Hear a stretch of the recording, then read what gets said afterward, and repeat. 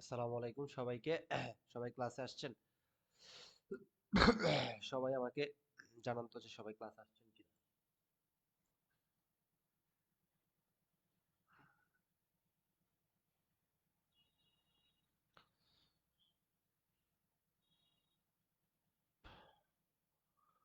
সবাই আমাকে জানান যে ক্লাসে আসছেন কিনা। আর হচ্ছে সবাই ক্লাসে জয়েন হয়ে যান। সবাই হচ্ছে ক্লাসে জয়েন হয়ে যান। আমার কথা কি আপনারা ক্লিয়ারলি দেখতে পারতেছেন কিনা, মানে আমাকে কি ক্লিয়ার দেখতে পারতেছেন কিনা এবং শোনা যাচ্ছে কিনা জানান একটু। ঠিক আছে? অর্থাৎ আমার কথা ক্লিয়ারলি শোনা যাচ্ছে কিনা সবাই হচ্ছে একটু কষ্ট করে জানাইতে হবে। ঠিক আছে? একটু কষ্ট করে জানান যে আমাকে আপনারা ক্লিয়ারলি শুনতে পারতেছেন কিনা। আমাকে কি ক্লিয়ারলি শোনা যাচ্ছে কিনা। সবাই একটু কষ্ট করে জানান। ক্লাসটা একটু সবাই শেয়ার করে দেন। ক্লাসটা একটু সবাই শেয়ার করে দেন।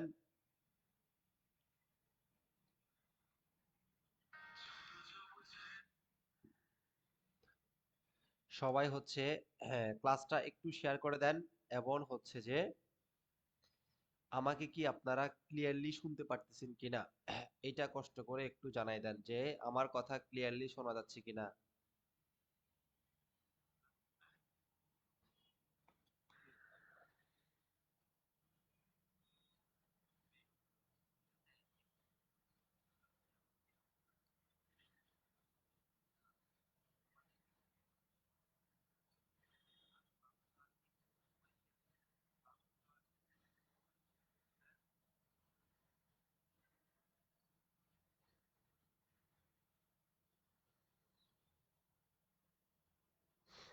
ওয়ালাইকুম আসসালাম। হ্যাঁ, সবাই হচ্ছে আমরা, হ্যাঁ এক্স্যাক্টলি, সবাই এই যে ইসরাত জাহান, তালহা জামান, সাব্বির খান, সবাই হচ্ছে ক্লাসটা একটু শেয়ার করে দেন। ইসরাত জাহান, সাব্বির খান, এরপর হচ্ছে তালহা জামান, সবাই ক্লাসটা একটু শেয়ার করে দেন। বুঝা গেল? সবাই হচ্ছে ক্লাসটা একটু শেয়ার করে দেন। আজকে আমরা অনেক গুরুত্বপূর্ণ টপিক আজকে আমরা আলোচনা করব। ঠিক আছে?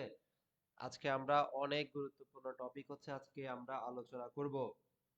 ঠিক আছে? গুরুত্বপূর্ণ, অর্থাৎ ক্লাসগুলো অনেক গুরুত্বপূর্ণ, অনেক ইফেক্টিভ ক্লাস হবে ইনশাআল্লাহ। সো আমরা হচ্ছে, হ্যাঁ, ক্লাসটা সবাই একটু শেয়ার করে দিব, ফ্রেন্ড সার্কেলকে একটু মেনশন করে দিব। ওয়ালাইকুম আসসালাম ভাইয়া। আচ্ছা ঠিক আছে। আচ্ছা, আজকে আমরা, অর্থাৎ আজকে যদি আমরা এই টপিক দুইটা ক্লাস শেষ করাই, এরপরে হচ্ছে মনে রাখতে হবে আমাদের কিন্তু হিসাব বিজ্ঞানের ম্যাক্সিমাম ক্লাসই শেষ। ম্যাক্সিমাম ক্লাসই কিন্তু শেষ।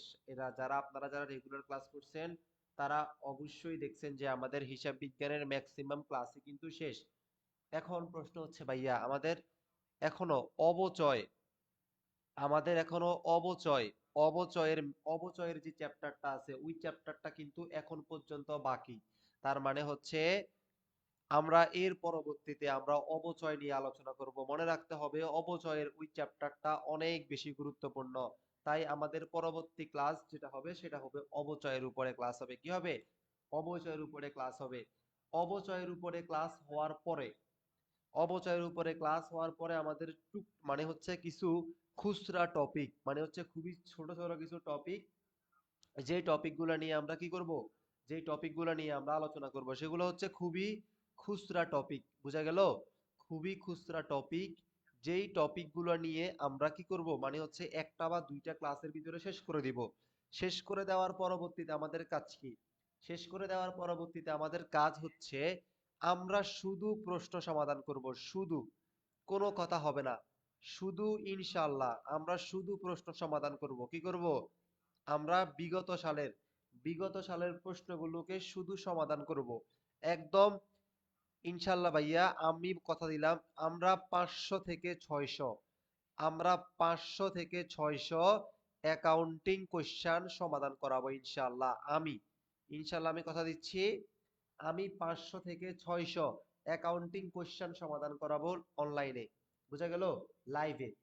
হ্যাঁ, লাইভে আমি 500 থেকে 600 অ্যাকাউন্টিং আপনাদেরকে সমাধান করাবো। এর জন্য কি করতে হবে? এর জন্য হচ্ছে ক্লাসগুলো রেগুলার করতে হবে। বুঝা গেল?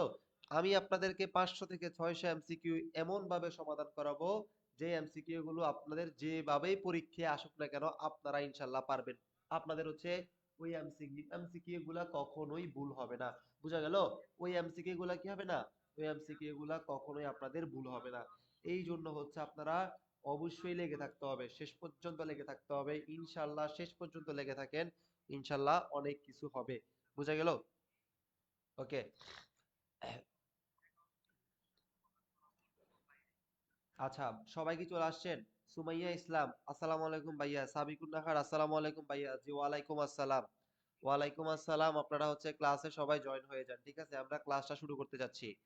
ক্লাসটা আমরা শুরু করতে যাচ্ছি। আজকে আমরা সর্বপ্রথম যে টপিকটা নিয়ে আলোচনা করব, সবাই খাতা কলম নিয়ে বসতে হবে। সবাই সবাই নোট ডাউন করবেন, সবাই নোট করবেন, আমি লিখে লিখে পড়াবো। আজকে আমরা যেই টপিকটা পড়াবো সেই টপিকটার নাম হচ্ছে নগদ প্রবাহ বিবরণী। কি বিবরণী?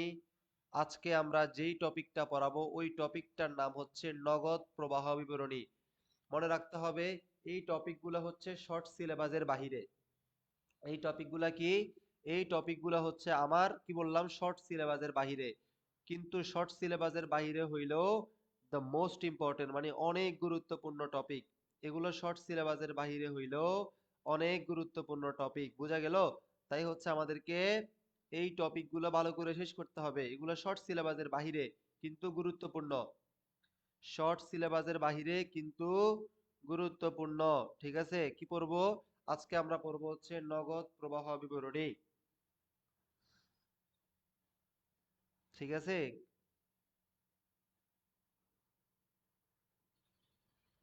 একটু ওয়েট। নগদ প্রবাহ বিবরণী আমরা আজকে পড়বো। ঠিক আছে, সবাই মনোযোগ দিতে হবে ক্লাসে।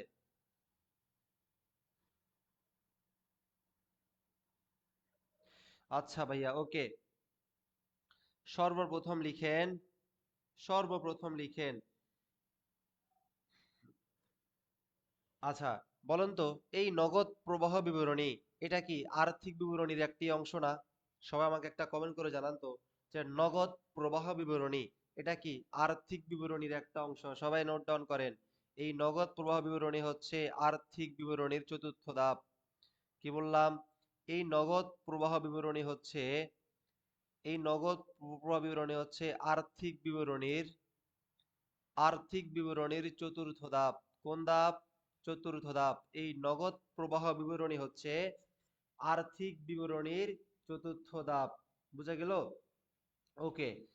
এরপরে যে জিনিসটা মাথায় রাখতে হবে, এই জিনিসটা হচ্ছে, অর্থাৎ পুরো পরীক্ষার প্রশ্ন আসে নগদ প্রবাহ মানে কি? নগদ প্রবাহ মানে হচ্ছে প্রতিষ্ঠানের, সবাই নোট ডাউন করেন, নগদ প্রবাহ বিবরণী মানে হচ্ছে একটা প্রতিষ্ঠানের একটা প্রতিষ্ঠানের নগদ একটা প্রতিষ্ঠানের নগদ আন্তঃপ্রবাহ। কি বললাম? আন্তঃপ্রবাহ মানে কি? আন্তঃপ্রবাহ মানে হচ্ছে একটা প্রতিষ্ঠানে যে নগদ টাকা আসে, একটা প্রতিষ্ঠানের যে নগদ টাকা আসে তাকে বলা হয় আন্তঃপ্রবাহ। কি প্রবাহ? আন্তঃপ্রবাহ। এবং এবং কি এবং বহিঃ প্রবাহ, এবং বহিঃ প্রবাহ। কি প্রবাহ? বহিঃ প্রবাহ। বহিঃ প্রবাহ মানে কি? বহিঃ প্রবাহ মানে হচ্ছে টাকা কিভাবে ব্যবহার করা হয়। তাহলে প্রতিষ্ঠানের নগদ আন্তঃপ্রবাহ এবং বহিঃ প্রবাহ সম্পর্কে জানা। কি জানা? সম্পর্কে জানা। এটা হচ্ছে নগদ প্রবাহ বিবরণীর উদ্দেশ্য। তাহলে যদি পরীক্ষায় প্রশ্ন আসে যে নগদ প্রবাহ বিবরণীর উদ্দেশ্য কি? নগদ প্রবাহ বিবরণীর উদ্দেশ্য হচ্ছে একটা প্রতিষ্ঠানের নগদে আন্তঃপ্রবাহ এবং বহিঃ প্রবাহ সম্পর্কে জানা। বুঝা গেছে? এটা হচ্ছে নগদ প্রবাহ বিবরণীর উদ্দেশ্য। এরপরে লিখেন, এরপরে লিখেন, অর্থাৎ আমরা পড়ছিলাম না আইএএস? কি? আইএএস তার মানে international accounting standard. IAS ৭, IAS ৭ অনুযায়ী নগদ প্রবাহ বিবরণী প্রস্তুত করা হয়। সবাই নোট ডাউন করেন, আইএস ৭ অনুযায়ী নগদ প্রবাহ বিবরণী প্রস্তুত করা হয়। নগদ প্রবাহ বিবরণী প্রস্তুত করা হয় কত অনুযায়ী? আইএস ৭। কত অনুযায়ী? আইএস ৭। তার মানে এই পর্যন্ত ক্লিয়ার কিনা? আমাকে ভাই একটু কষ্ট করে জানাইতে হবে যে এই পর্যন্ত আপনারা ক্লিয়ার কিনা। তাহলে নগদ প্রবাহ বিবরণী কি? অর্থাৎ আইএস ৭। কি ৭? আইএস ৭ এই অনুযায়ী নগদ প্রবাহ বিবরণী প্রস্তুত করা হয়। ওকে, আশা করি ক্লিয়ার। আমরা পরবর্তী স্লাইডে চলে যাই। ওকে, মনে রাখতে হবে নগদ প্রবাহ বিবরণীর ধাপ তিনটা। কয়টা? নগদ প্রবাহ বিবরণীর অংশ বা ধাপ হচ্ছে তিনটা। কি বললাম? সবাই নোট ডাউন করেন। নগদ প্রবাহ বিবরণী, নগদ, এই যে নগদ প্রবাহ, এই নগদ প্রবাহ বিবরণীর অংশ অথবা বলতে পারেন ধাপ। অংশ অথবা বলতে পারেন হচ্ছে ধাপ। তিনটা। কয়টা? তিনটা। নগদ প্রবাহ বিবরণীর অংশ অথবা ধাপ কয়টা? তিনটা। প্রথম হচ্ছে, লিখেন এক। এক হচ্ছে পরিচালন কার্যক্রম থেকে নগদ প্রবাহ। ভাই যা পড়াচ্ছি তাই পরীক্ষায় আসবে। লিখেন পরিচালন, পরিচালন কার্যক্রম থেকে নগদ প্রবাহ। পরিচালন কার্যক্রম থেকে, কি বললাম? পরিচালন কার্যক্রম হতে নগদ প্রবাহ।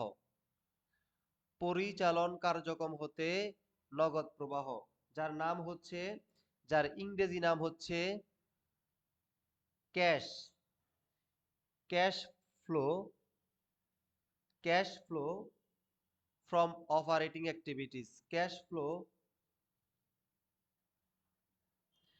Cash flow from, cash flow from operating activities. Cash flow from operating activities.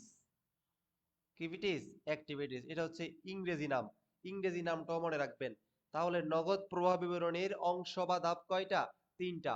এক নাম্বার হচ্ছে, এক নাম্বার হচ্ছে পরিচালন কার্যক্রম থেকে নগদ প্রবাহ, যার ইংরেজি নাম হচ্ছে cash flow from operating activities. এরপরে, এরপরে লেখেন দুই নাম্বার, লিখেন দুই নাম্বার হচ্ছে বিনিয়োগ, বিনিয়োগ কার্যক্রম থেকে। কি কার্যক্রম থেকে?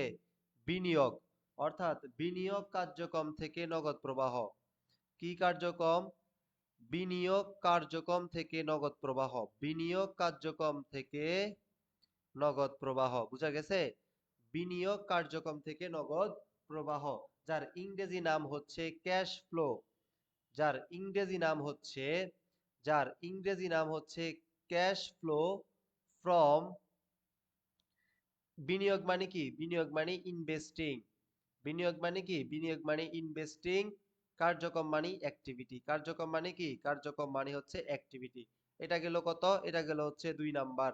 এটা গেল কত? এটা গেল হচ্ছে 2 নাম্বার। এরপরে লিখেন 3 নাম্বার। 3 নাম্বার হচ্ছে অর্থায়ন কার্যক্রম। কি কার্যক্রম? 3 নাম্বার হচ্ছে অর্থায়ন কার্যক্রম, অর্থাৎ অর্থায়ন কার্যক্রম থেকে নগদ প্রবাহ। পারা যাবে? অর্থায়ন কার্যক্রম থেকে নগদ প্রবাহ। অর্থায়ন, তাহলে আপনি কি বলতে পারি? Cash flow. কি বলতে পারি? Cash flow from. অর্থায়ন মানে কি? অর্থায়ন মানে হচ্ছে ফাইন্যান্সিং। অর্থায়ন মানে কি? অর্থায়ন মানে হচ্ছে ফাইন্যান্সিং। কার্যক্রম মানে হচ্ছে অ্যাক্টিভিটি। কার্যক্রম মানে কি? অ্যাক্টিভিটি। এই পর্যন্ত ক্লিয়ার কিনা আমাকে একটু কষ্ট করে জানান। নগদ প্রবাহ বিবরণীর অংশ অথবা ধাপ তিনটা। কয়টা ধাপ? তিনটা ধাপ। নগদ প্রবাহ বিবরণীর অংশ অথবা ধাপ কয়টা? অংশ অথবা ধাপ হচ্ছে তিনটা। একটা হচ্ছে পরিচালন কার্যক্রম থেকে নগদ প্রবাহ, আরেকটা হচ্ছে বিনিয়োগ কার্যক্রম থেকে নগদ প্রবাহ, মনে রাখতে হবে। আরেকটা হচ্ছে অর্থায়ন কার্যক্রম থেকে নগদ প্রবাহ। ভাই এতটুকু কি ক্লিয়ার? এতটুকু কি ক্লিয়ার ভাই? ওকে, যদি এতটুকু ক্লিয়ার হন আমরা পরবর্তী স্লাইডে চলে যাই, ঠিক আছে? ওকে, এর পরবর্তীতে মনে রাখতে হবে, এই যে আমি একটু আগে বললাম না, তাহলে হেডলাইন দেন। পরিচালন কার্যক্রম থেকে নগদ প্রবাহ, প্রথম ধাপ, প্রথম কাজ। কি বললাম? পরিচালন কার্যক্রম থেকে নগদ প্রবাহ।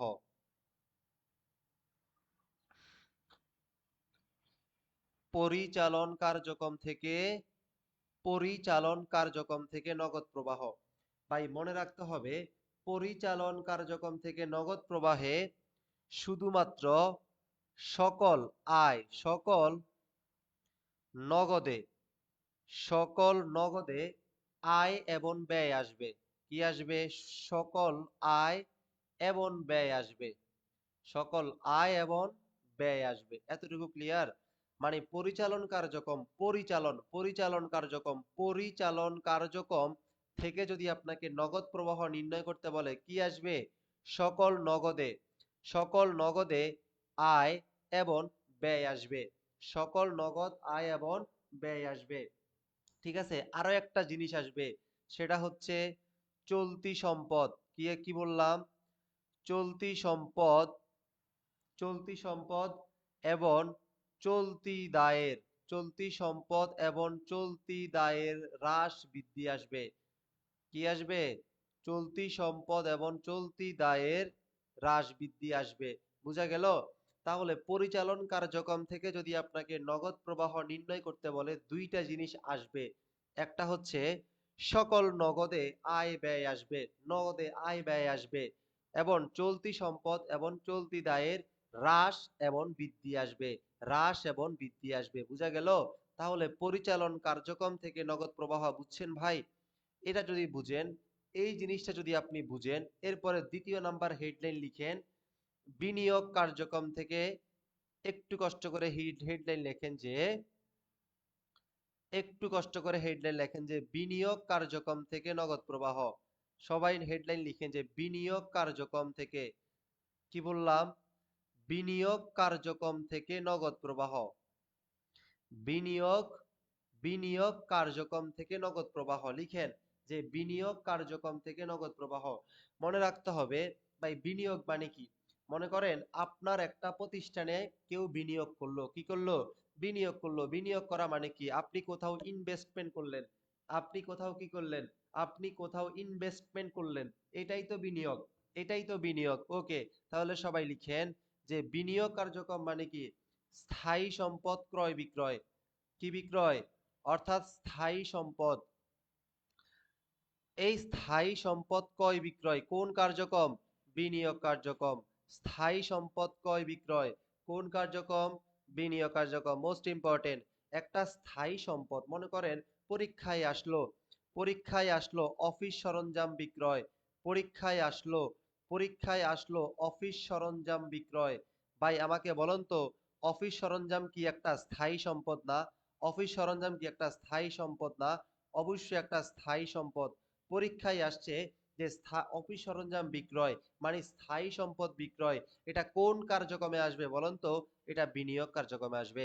বুঝা গেছে? এটা কোন কার্যক্রমে আসবে? এটা বিনিয়োগ কার্যক্রমে আসবে। আমার কথা কি আপনি ক্লিয়ার হইছেন ভাই? আমার কথা কি ক্লিয়ার? সবাই আমাকে জানাইতে হবে আমার কথা কি ক্লিয়ার?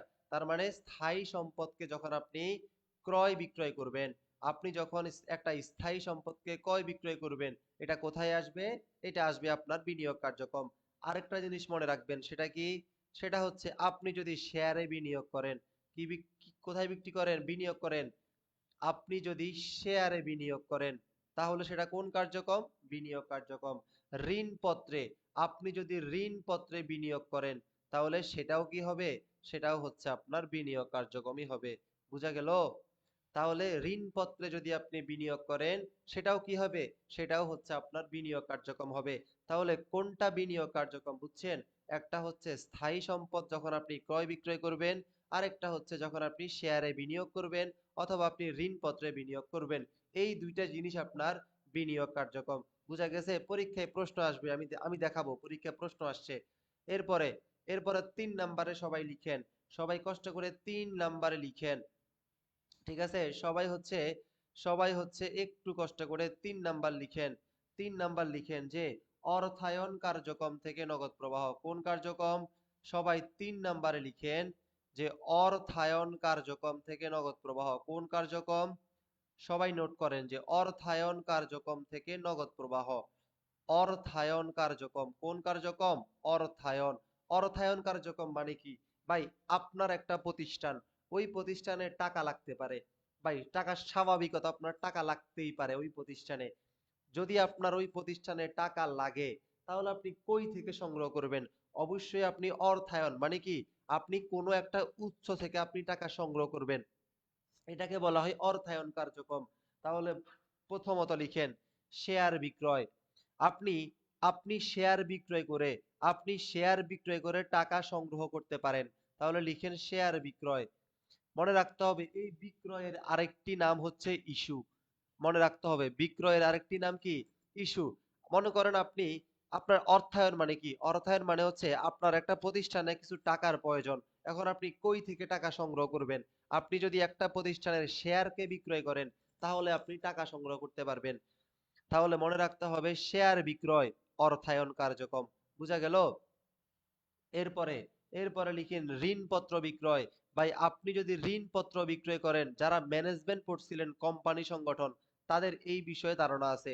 তাহলে ঋণপত্র বিক্রয়, এই ঋণপত্র বিক্রয় আপনি যখন ঋণপত্রকে বিক্রয় করবেন তখন আপনার কি হবে? আপনার টাকা সংগ্রহ হবে। তার মানে ঋণপত্র বিক্রয় অর্থায়ন কার্যক্রম। ঠিক আছে? একদম মোস্ট ইম্পর্টেন্ট, এটাই পরীক্ষায় আসবে। বিশ্বাস করেন এটাই পরীক্ষায় আসবে অর্থায়ন কার্যক্রম থেকে। আপনার অর্থায়ন কার্যক্রম থেকে এটাই পরীক্ষায় প্রশ্ন আসবে। লভ্যাংশ প্রদান। কি প্রদান? লভ্যাংশ প্রদান। এটাই পরীক্ষায় প্রশ্ন আসবে। লভ্যাংশ প্রদান, এটাকে 3 স্টার দেন যে লভ্যাংশ প্রদান অর্থায়ন কার্যক্রম। লভ্যাংশ প্রদান অর্থায়ন কার্যক্রম। লভ্যাংশ প্রদান অর্থায়ন কার্যক্রম। এরপরে লিখেন ট্রেজারি স্টক। এরপরে লিখেন ট্রেজারি স্টক। কোন স্টক? এরপরে লিখেন হচ্ছে ট্রেজারি স্টক।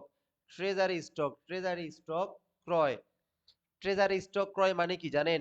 ট্রেজারি স্টক ক্রয় মানে হচ্ছে যে কোম্পানি নিজের শেয়ার নিজে ক্রয় করে, যে নিজের শেয়ার নিজে ক্রয় করে, যে নিজের শেয়ার নিজেই ক্রয় করে তাকে বলা হয় ট্রেজারি স্টক। তার মানে মনে রাখতে হবে অর্থায়ন কার্যক্রম কোনগুলা? শেয়ার বিক্রয়, ঋণপত্র বিক্রয়, লভ্যাংশ প্রদান, ট্রেজারি স্টক। বুঝা গেছে? এখন একটা মোস্ট ইম্পর্টেন্ট জিনিস লিখেন, সেটা হচ্ছে লভ্যাংশ প্রাপ্তি। মনে রাখতে হবে লভ্যাংশ প্রাপ্তি। এই লভ্যাংশ প্রাপ্তি এটা হচ্ছে পরিচালন কার্যক্রম। এটা কি? এটা হচ্ছে পরিচালন কার্যক্রম। তার মানে লভ্যাংশ যখন আপনি পাবেন, মানে লভ্যাংশ প্রাপ্তি এটা হচ্ছে পরিচালন কার্যক্রম। আর লভ্যাংশ প্রদান, এই যে পড়াইলাম লভ্যাংশ প্রদান, এটা হচ্ছে অর্থায়ন কার্যক্রম। বুঝা গেছে? লভ্যাংশ প্রাপ্তি এটা হচ্ছে পরিচালন কার্যক্রম, লভ্যাংশ প্রদান এটা হচ্ছে অর্থায়ন কার্যক্রম। বুঝছেন? বুঝা গেল? সবাই আমাকে কমেন্ট করেন তো বুঝা গেছে কিনা। এতটুকু কি ক্লিয়ার? এতটুকু কি ক্লিয়ার? এতটুকু ক্লিয়ার কিনা আমাকে কষ্ট করে কমেন্ট করে জানাইতে হবে। এতটুকু ক্লিয়ার কিনা সবাই একটু কমেন্ট করতে হবে যে এতটুকু ক্লিয়ার কিনা। এই এতটুকু ক্লিয়ার কিনা, এতটুকু থেকে পরীক্ষায় প্রশ্ন আসছে, এতটুকু ক্লিয়ার কিনা। যদি আপনি এতটুকু ক্লিয়ার হন এর পরবর্তীতে আমরা প্রশ্ন দেখব। Okay clear. আচ্ছা, তাহলে সবাই এবার প্রশ্ন সমাধান করেন। সবাই কষ্ট করে প্রশ্ন সমাধান করেন। সবাই সবাই হচ্ছে একটু কষ্ট করে প্রশ্ন সমাধান করতে হবে। ১ নাম্বার কি বলছে? ১ নাম্বার বলছে যে নগদ প্রবাহ বিবরণীর তৈরির প্রধান কারণ কোনটি? এই যে প্রধান কারণ বা উদ্দেশ্য কোনটা? কোথায় আসছে? ঢাকা বিশ্ববিদ্যালয়ে আসছে। ঠিক আছে? যে নগদ প্রবাহ বিবরণীর প্রধান কারণ কোনটা? ঠিক আছে? কোম্পানি আইনের সাথে ঐক্যমতের জন্য না, এটা হবে না। কোম্পানি আইনের সাথে ঐক্যমত হওয়ার জন্য না। প্রতিষ্ঠানের আর্থিক অবস্থা জানার জন্য না, এটাও হবে না। প্রতিষ্ঠানের আর্থিক অবস্থা জানা যায় আর্থিক বিবরণীর মাধ্যমে। কার মাধ্যমে? আর্থিক বিবরণীর মাধ্যমে। তাহলে এটাও আমার আনসার হবে না। প্রতিষ্ঠানের আর্থিক অবস্থা আপনি কিভাবে জানেন? প্রতিষ্ঠানের আর্থিক অবস্থা জানা যায় আর্থিক বিবরণীর মাধ্যমে। এটাও আনসার হবে না। প্রতিষ্ঠানের লাভ লোকসান জানার জন্য, এটাও আনসার হবে না। প্রতিষ্ঠানের লাভ লোকসান জানা যায় বিশদ আয় বিবরণীর মাধ্যমে। কোন বিবরণী? বিশদ আয় বিবরণীর মাধ্যমে প্রতিষ্ঠানের লাভ লোকসান জানা যায়। এরপরে কি বললাম? নগদের উৎস। নগদের উৎস। ভাই উৎস মানে কি? উৎস মানে হচ্ছে আন্তঃপ্রবাহ। উৎস মানে কি? উৎস মানে হচ্ছে আন্তঃপ্রবাহ। উৎস, উৎস মানে কি? উৎস মানে হচ্ছে আন্তঃপ্রবাহ। ব্যবহার, ব্যবহার মানে হচ্ছে বহিঃপ্রবাহ। ব্যবহার মানে কি? ব্যবহার মানে হচ্ছে বহিঃ প্রবাহ জানার দেখানোর জন্য। Yes, this is the answer. নগদের উৎস এবং ব্যবহার দেখানোর জন্য। উৎস মানে কি? এই সবুজ মজুমদার একের সি নাম্বার কিভাবে হয়? এই যে অর্পিতা, একের সি নাম্বার, অর্পিতা আপনি বলেন একের সি নাম্বার কিভাবে হয়? নগদ প্রবাহ কি আপনি প্রতিষ্ঠানের লাভ লোকসান জানেন? লাভ লোকসান জানেন কিভাবে? বিশদ আয় বিবরণীর মাধ্যমে। লাভ লোকসান, অর্পিতা, লাভ লোকসান আপনি কিভাবে জানেন ভাই? লাভ লোকসান জানেন হচ্ছে আপনি বিশদ আয় বিবরণীর মাধ্যমে। কার মাধ্যমে? বিশদ আয় বিবরণীর মাধ্যমে।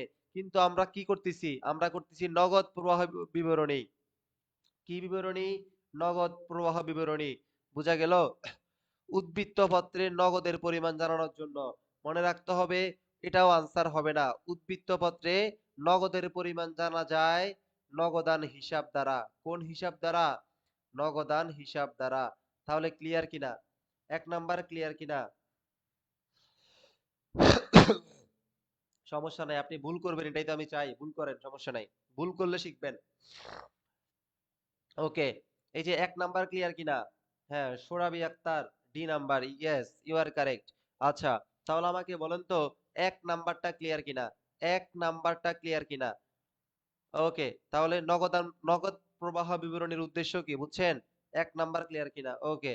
আচ্ছা, এই তো ২ নাম্বার আনসার করেন। ২ নাম্বার আনসার করেন। ২ নাম্বার আনসার করেন। ২ নাম্বার আনসার করেন। আইএস ৭, কি বললাম?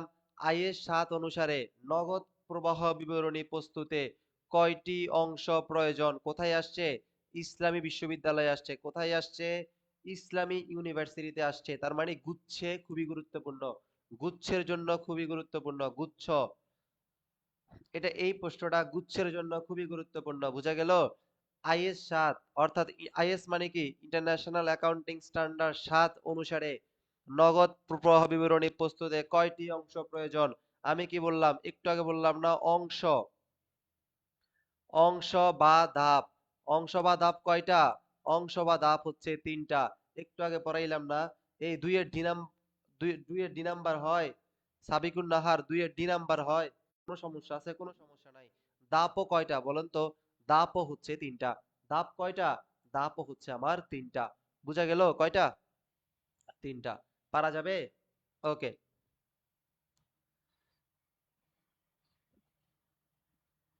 ওকে। এরপরে এখন আপনাদেরকে আমি একটা জিনিস পড়াবো। এখন আপনাদেরকে আমি একটা জিনিস পড়াবো।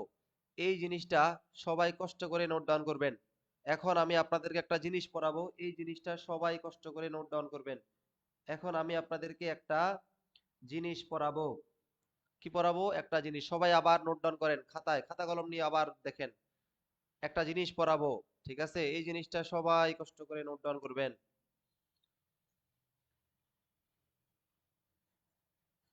ঠিক আছে?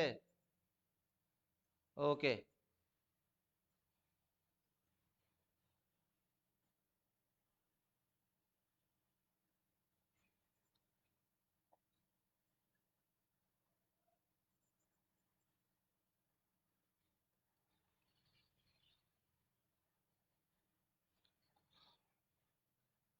একটা জিনিস পড়াবো, লিখেন, সবাই লিখেন। নগদ প্রবাহ বিবরণীর পদ্ধতি ২ টা। পদ্ধতি কয়টা? পদ্ধতি হচ্ছে ২ টা। কয়টা পদ্ধতি? পদ্ধতি হচ্ছে ২ টা। সবাই নোট করেন। সবাই নোট করতে হবে, সবাই। সবাই নোট করতে হবে।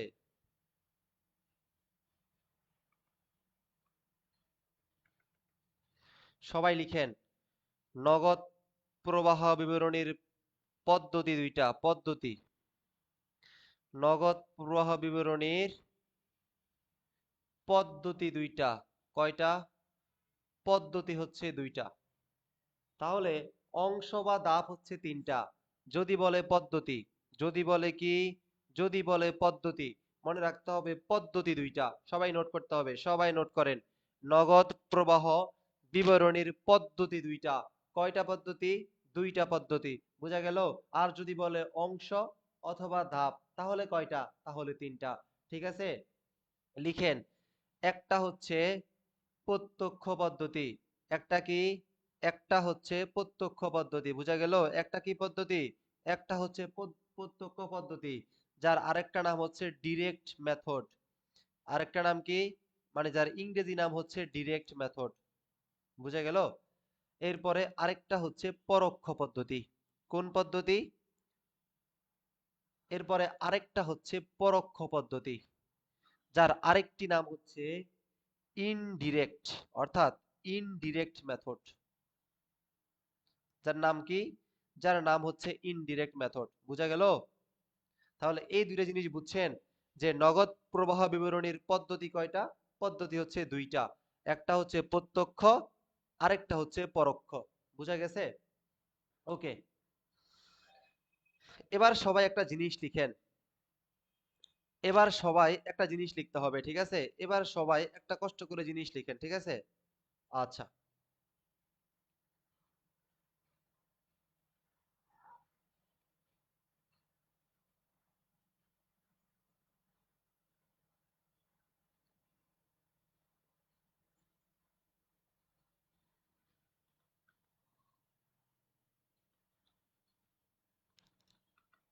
সবাই একটা জিনিস লিখেন। এই পাশে লিখেন প্রত্যক্ষ পদ্ধতি, এই পাশে লিখেন প্রত্যক্ষ পদ্ধতি, এই পাশে লিখেন পরোক্ষ পদ্ধতি।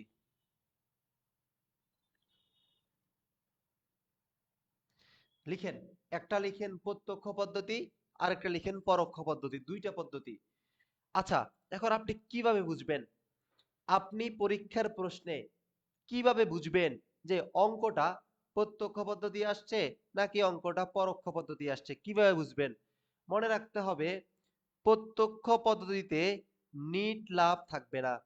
সবাই নোট ডাউন করেন, প্রত্যক্ষ পদ্ধতিতে নিট লাভ থাকবে না। কি থাকবে না? নিট লাভ থাকবে না। প্রত্যক্ষ পদ্ধতিতে নিট লাভ থাকবে না, নিট লাভ থাকবে না।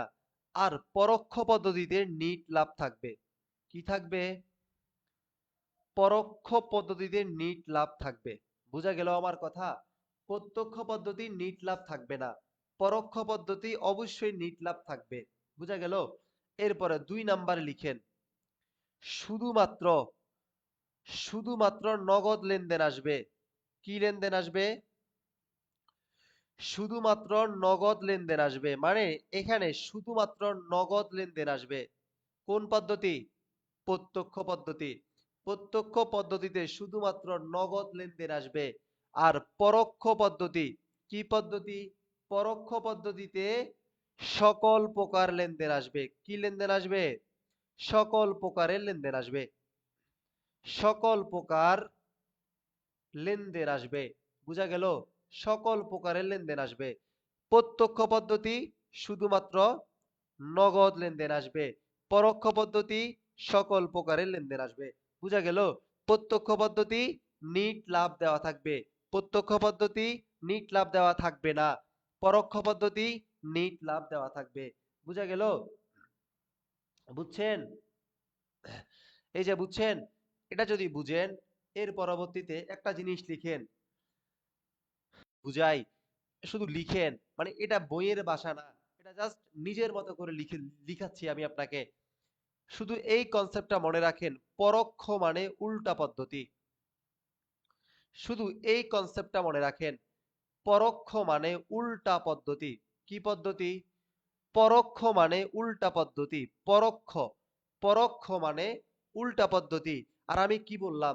আমি একটু আগে বললাম না, পরোক্ষ পদ্ধতিতে নিট লাভ দেওয়া থাকবে। অবশ্যই পরোক্ষ পদ্ধতিতে নিট লাভ দেওয়া থাকবে, কোনো কথা নাই। পরোক্ষ পদ্ধতিতে নিট লাভ অবশ্যই দেওয়া থাকবে। ওকে, আচ্ছা ভাই, আচ্ছা আমাকে একটা কথা বলুন তো, আমরা নিট লাভের সাথে অবচয়কে যোগ করি না বিয়োগ করি? সবাই আমাকে কমেন্ট করেন তো। আমরা অবচয়কে যোগ করি না বিয়োগ করি? সবাই আমাকে কমেন্ট করেন তো। আমরা নিট লাভের সাথে অবচয়, অবলোপন, শূন্যীকরণ, এই 3টা জিনিসকে যোগ করি না বিয়োগ করি? সবাই আমাকে বলেন তো। যোগ করেন নাকি আপনি বিয়োগ করেন? আপনি পরোক্ষ পদ্ধতিতে, মানে হচ্ছে আপনি নিট লাভের সাথে, আমাকে জাস্ট এটা বলেন, নিট লাভের সাথে নিট লাভের সাথে আপনি অবচয়, অবলোপন এবং শূন্যীকরণকে যোগ করেন নাকি বিয়োগ করেন? সবাই আমাকে এটা বলেন তো আগে, আপনি এটাকে যোগ করেন নাকি বিয়োগ করেন? অবশ্যই আমরা কি করি? আমরা অবশ্যই যোগ করি। অবশ্যই আমরা সরি আপনি অবচয়কে যোগ করেন?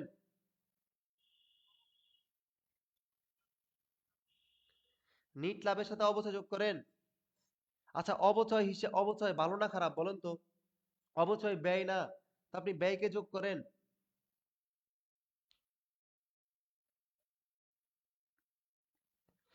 হামিদুর রহমান বিয়োগ করেন। এই যে আপনি কি করেন? আপনি হচ্ছে অবচয়। আচ্ছা, অবচয়, এই অবচয় জিনিসটা কি বলেন তো? এই অবচয় জিনিসটা হচ্ছে ব্যয়। এই অবচয় জিনিসটা কি? ব্যয়। সাধারণত সাধারণত আমরা কি করি জানেন? সাধারণত আমরা এই ব্যয়কে বিয়োগ করি। সাধারণত আমরা ব্যয়কে কি করি? সাধারণত হচ্ছে আমরা নিট লাভ থেকে আমরা অবচয়কে বিয়োগ করি। কি করি? বিয়োগ করি। কিন্তু আমি আপনাকে কি বললাম? আমি আপনাকে বললাম না পরোক্ষ মানে উল্টা, পরোক্ষ মানে উল্টা, যে আপনি যদি সহজ নিয়ম হচ্ছে আপনি নিট লাভের সাথে আপনি ব্যয়কে মাইনাস করেন। কিন্তু আমি কি বললাম? পরোক্ষ। পরোক্ষ মানে উল্টা সম্পর্ক না। তাই আপনাকে অবচয়কে যোগ করতে হবে। কি করতে হবে? অবচয়কে যোগ করতে হবে। সবুজ মজুমদার, প্রথমটা ঠিক ছিল আপনার, যে হ্যাঁ, আমরা অবশ্যই অবচয়কে বিয়োগ করি। আমরা অবশ্যই অবচয়কে বিয়োগ করি। জি ভাই। হুম। আচ্ছা, খেয়াল করেন আমরা অবচয় কি করি? আমরা অবচয়কে বিয়োগ করি। অবচয়কে কি করি? বিয়োগ করি। কিন্তু আমি আপনাকে একটা কথা লিখলাম না? পরোক্ষ। পরোক্ষ মানে হচ্ছে উল্টা সম্পর্ক। পরোক্ষ মানে কি? পরোক্ষ মানে হচ্ছে উল্টা সম্পর্ক। যেহেতু উল্টা সম্পর্ক তাই আপনি যোগ করবেন। তাই কি করবেন? তাই আপনি অবচয়কে যোগ করবেন। কি করবেন? যোগ করবেন। আচ্ছা, তাহলে কি করতে হবে? পরোক্ষ পদ্ধতিতে নিট লাভের সাথে আপনাকে অবচয়কে যোগ করতে হবে।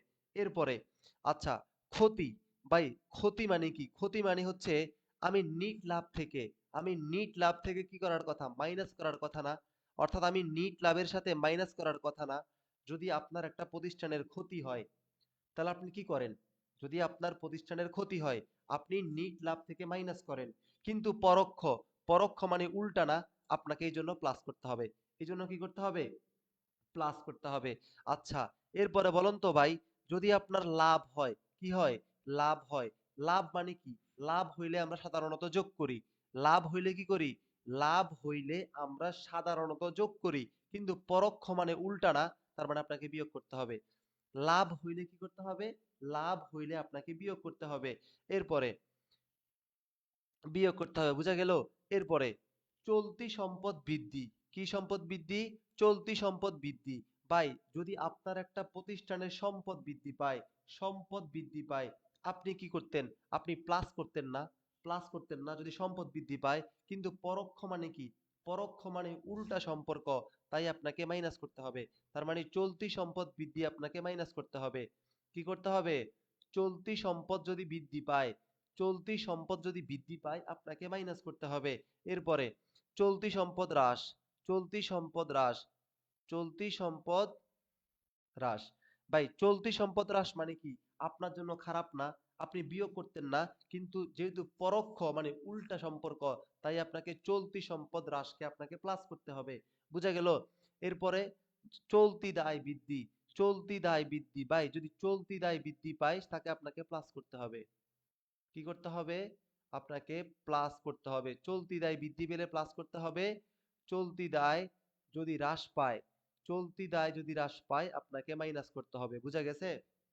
বুঝা গেল? সবাই আমাকে একটু কষ্ট করে কমেন্ট করে জানান তো। এই কনসেপ্টটা আপনাকে বুঝতে হবে ভাই। মুখস্থ করলে আপনি পারবেন না। আপনি যদি মুখস্থ করেন আপনি পারবেন না। আপনি যদি মুখস্থ করেন আপনি পারবেন না। আপনাকে এই কনসেপ্টটা বুঝতে হবে। এই কনসেপ্টটা বুঝতে হবে। ভাই, একটা সুন্দর কথা বুঝেন। সেটা হচ্ছে পরোক্ষ। পরোক্ষ মানে হচ্ছে উল্টা পদ্ধতি। কি পদ্ধতি? পরোক্ষ মানে হচ্ছে উল্টা পদ্ধতি। মানে যে জিনিসগুলো মানে আপনার just use your common sense, আপনি কমন সেন্স ব্যবহার করেন। আমি কি বললাম? পরোক্ষ মানে হচ্ছে উল্টা পদ্ধতি। ভাই, যেই জিনিসগুলা যেই জিনিসগুলা আপনি যোগ করার কথা, উল্টা মানে কি? ওই জিনিসগুলোকে আপনি বিয়োগ করে দিবেন। যেই জিনিসগুলো আপনার বিয়োগ করার কথা, উল্টা মানে কি? ওই জিনিসগুলোকে আপনি যোগ করে দিবেন। এটাই তো উল্টা সম্পর্ক। জাস্ট এটাই। জাস্ট এটাই। পরোক্ষ মানে উল্টা পদ্ধতি। পরোক্ষ মানে উল্টা পদ্ধতি। তাহলে অবচয়, অবচয় আমার জন্য ব্যয়। আমি কি করতাম? বিয়োগ করতাম। কিন্তু পরোক্ষ, তাই করে দিছি প্লাস। ক্ষতি, ক্ষতি আমার জন্য কি? ক্ষতি আমি কি করি? ক্ষতি আমি বিয়োগ করি। কিন্তু উল্টা সম্পর্ক, তাই যোগ করে দিছি। লাভ, লাভ আমি যোগ করি কিন্তু উল্টা সম্পর্ক, তাই বিয়োগ করে দিছি। চলতি সম্পদ বৃদ্ধি, ভাই সম্পদ বৃদ্ধি পেলে তো ভালো কথা, তুমি যোগ করো কিন্তু কি সম্পর্ক? পরোক্ষ পদ্ধতি, তাই বিয়োগ করে দিছি। চলতি সম্পদ হ্রাস, ভাই সম্পদ হ্রাস পেলে তো আমার জন্য খারাপ, কিন্তু আমি পরোক্ষ, তাই আমি যোগ করে দিছি। সেম ভাবে চলতি দায় বৃদ্ধি আমার জন্য খারাপ, করার কথা মাইনাস করছি প্লাস। চলতি দায় হ্রাস আমার জন্য ভালো, কিন্তু আমি করে দিছি মাইনাস। বুঝা গেল? এটা যদি বুঝেন তাহলে এই প্রশ্নটা আনসার করেন।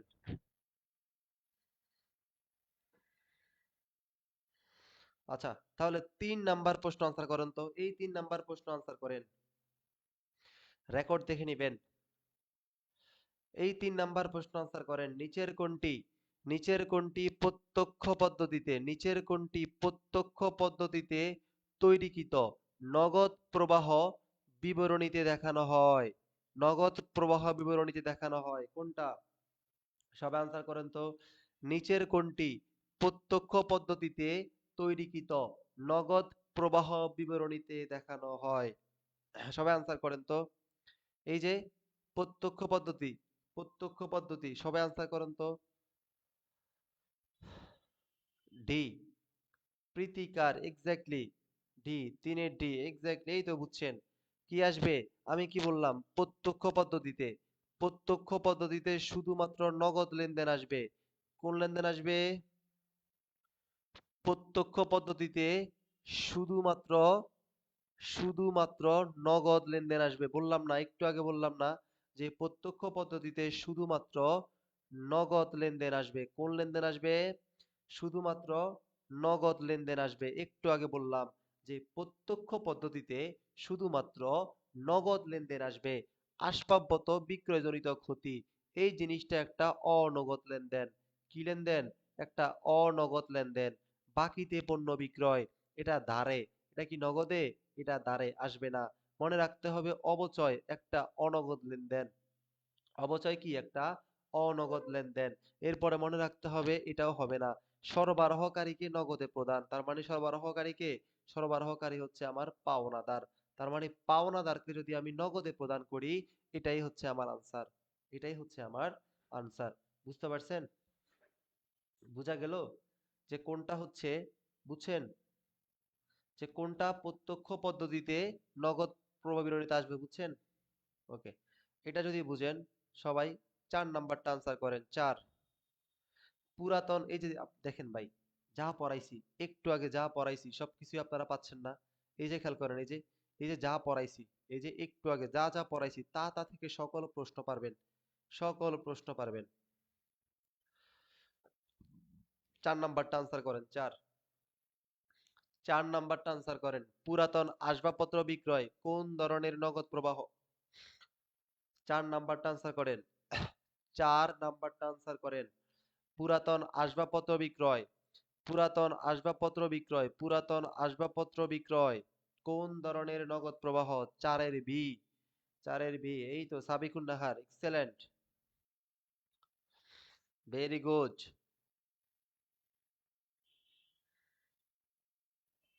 4-এর ভি, এই তো বুঝছেন। প্রীতিকার বি, হামিদুর রহমান খ, এক্স্যাক্টলি। এই তো, এই আমি একটু আগে আপনাদেরকে পড়াইলাম না? এই যে খেয়াল করেন, এই যে প্রমাণ সহ দেখাচ্ছি, এই যে দেখাইলাম, পড়াইলাম না? এই যে বিনিয়োগ কার্যক্রম, কি কার্যক্রম? এই যে দেখেন, একটু ভালো করে দেখেন, কি কার্যক্রম? বিনিয়োগ কার্যক্রম।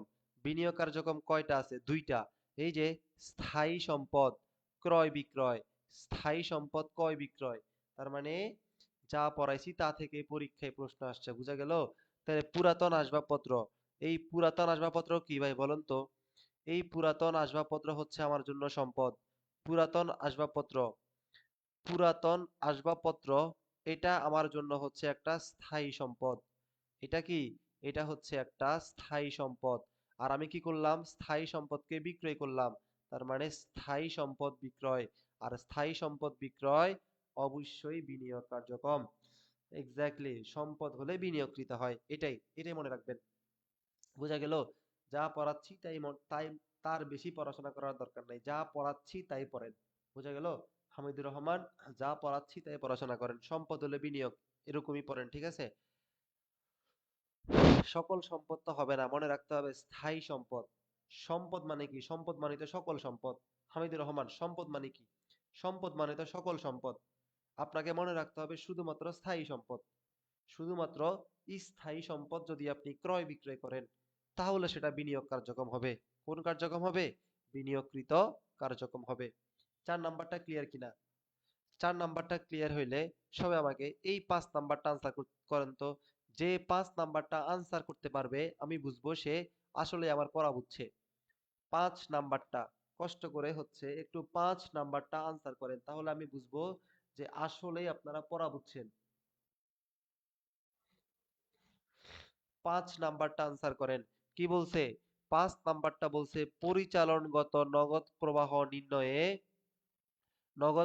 নির্ণয়ে, সবাই একটু আনসার করেন। নগদ প্রবাহ নির্ণয়ে কোনটি নিট মুনাফার সাথে যোগ করতে হবে? কোনটি নিট মুনাফার সাথে যোগ করতে হবে? Sabikun Nahar, you are exactly correct. Very good. আচ্ছা, আমাকে একটা জিনিস বলেন তো, এখানে যেহেতু নিট মুনাফা বলছে, কি বলছে? এখানে যেহেতু নিট মুনাফা বলছে, তার মানে আমাকে বলেন তো এটা কোন পদ্ধতি? বলেন তো এটা কোন পদ্ধতি? সবাই আমাকে বলেন তো, নিট মুনাফা, এখানে কি বলছে? এখানে নিট মুনাফা বলছে। তাহলে সবাই আমাকে একটা জিনিস বলেন তো, যেহেতু নিট মুনাফা বলছে, তাহলে এটা কোন পদ্ধতি? যেহেতু নিট মুনাফা বলছে, কোন পদ্ধতি? সাবিকুন নাহার, এক্স্যাক্টলি, পরোক্ষ পদ্ধতি। কোন পদ্ধতি? পরোক্ষ পদ্ধতি। মনে রাখতে হবে নিট মুনাফা, নিট মুনাফা শুধুমাত্র পরোক্ষ পদ্ধতিতে থাকে। কোন পদ্ধতিতে থাকে? নিট মুনাফা, অর্থাৎ নিট মুনাফা শুধুমাত্র পরোক্ষ পদ্ধতিতে থাকে। বুঝা গেল? আর পরোক্ষ পদ্ধতি মানে কি? পরোক্ষ মানে হচ্ছে উল্টা। পরোক্ষ মানে কি? পরোক্ষ মানে হচ্ছে উল্টা সম্পর্ক। ভাই সম্পদ আসবে না। পরিচালন কার্যক্রমে সম্পদ আসবে না। এরপরে কি আছে?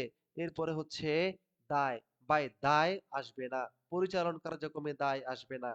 আসবে কি? আসবে হচ্ছে অবচয়। অবচয় কি ভাই? অবচয় হচ্ছে আমার জন্য ব্যয়। করার কথা ছিল মাইনাস, কিন্তু পরোক্ষ মানে উল্টা সম্পর্ক, তাই করছি plus. Yes, this is the answer. কি বলছে? কোনটা যোগ করতে হয়? অবচয়। আমরা অবচয়কে যোগ করি। কি করি? আমরা অবচয়কে যোগ করি। বুঝতে পারছেন? বুঝা গেল? দেখেন তো পরীক্ষায় প্রশ্ন কিভাবে আসে। কোথায় আসছে বলেন তো? গুচ্ছ ২১-২২-এ আসছে। কোথায় আসছে? গুচ্ছ ২১-২২-এ আসছে। অর্থাৎ গুচ্ছভুক্ত ইউনিভার্সিটিতে আসছে। বোঝা গেল যে পরিচালনগত নগদ প্রবাহ নির্ণয়ে কোনটি নিট মুনাফার সাথে যোগ করতে হয়? অবচয়। অবচয়কে আমরা যোগ করি। এই তো খেয়াল করেন মুনাফা। মুনাফা কি ভাই? মুনাফা হচ্ছে আমার জন্য আয়। করার কথা ছিল যোগ, কিন্তু পরোক্ষ উল্টা পদ্ধতি, তাই করছি বিয়োগ। বোঝা গেল? মুনাফা কি করি? মুনাফা আমি বিয়োগ করি। কোন পদ্ধতি? পরোক্ষ পদ্ধতি, তাই। সবাই আনসার করেন তো। এটা আনসার করেন এটা। নগদ লভ্যাংশ প্রদান। নগদ লভ্যাংশ প্রদান। নগদ প্রবিরণীতে যে শ্রেণীতে অন্তর্ভুক্ত করা হয়? মোস্ট ইম্পর্টেন্ট প্রশ্ন। Very I. এটা সবাই আনসার করেন তো। নগদ লভ্যাংশ প্রদান কোন বিবরণীতে যায়? নগদ লভ্যাংশ প্রদান কোন বিবরণীতে যায়? সবাই আনসার করেন তো। নগদ লভ্যাংশ প্রদান কোন বিবরণীতে যায়?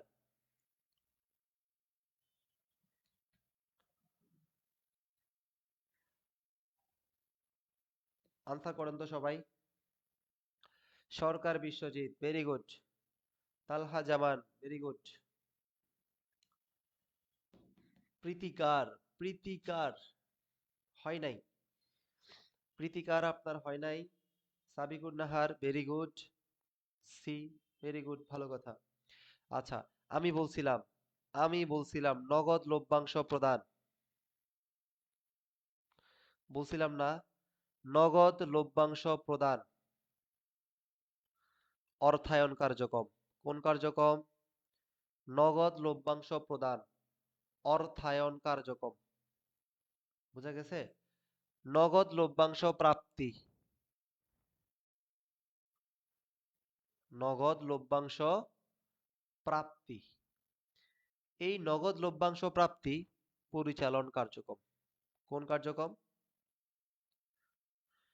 পরিচালন কার্যক্রম। সবাই নোট করতে হবে, সবাই নোট করতে হবে। তাহলে আনসার কোনটা? আনসার হচ্ছে অর্থায়ন কার্যক্রম। কোন কার্যক্রম? অর্থায়ন কার্যক্রম। বুঝা গেছে? সবাই নোট করতে হবে যে নগদ লভ্যাংশ প্রদান, ঠিক আছে, এগুলা কিন্তু মোস্ট ইম্পর্টেন্ট। এগুলা কিন্তু আপনাকে আমি খুব ভেঙে ভেঙে পড়াচ্ছি, বুঝা গেল?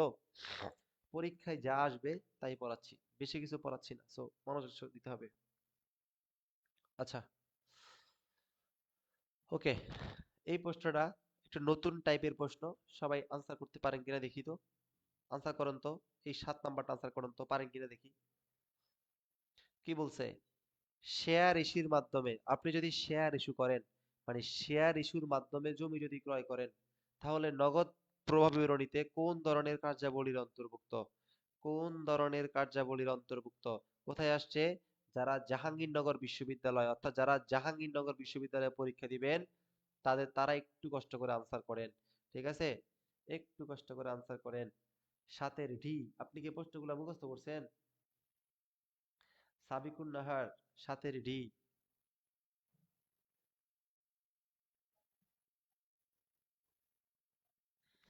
এমডি রাকিব, প্রীতিকার, হামিদুর রহমান, আপনারা একটু কষ্ট করে দেখেন, সবাই দেখেন। আচ্ছা, আচ্ছা বলেন তো, শেয়ার ইস্যুর মাধ্যমে জমি ক্রয়, আপনি যদি শেয়ার ইস্যুর মাধ্যমে জমি ক্রয় করেন, আপনি যদি শেয়ার ইস্যু করার মাধ্যমে জমি ক্রয় করেন, জাবেদা কি হয় বলেন তো? ভাই, আপনি দুনিয়াতে যত শেয়ারই আপনি ইস্যু করেন না কেন, আপনার মূলধন বৃদ্ধি পাবে। কি বৃদ্ধি পাবে? আপনার শেয়ার মূলধন বৃদ্ধি পাবে। জাবেদা করেন তো এটাকে।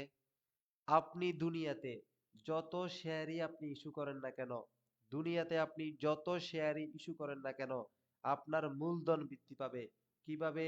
মূলধন বৃদ্ধি পাবে। এরপরে আপনি জমি ক্রয় করছেন, কি করছেন? জমি ক্রয় করছেন, জমি ক্রয় করছেন। জমি ক্রয় করা মানে কি? জমি নামক স্থায়ী সম্পদ বৃদ্ধি পাবে। জমি নামক সম্পদ বৃদ্ধি পাবে না? জমি নামক সম্পদ বৃদ্ধি পাবে না? অবশ্যই জমি নামক সম্পদ বৃদ্ধি পাবে।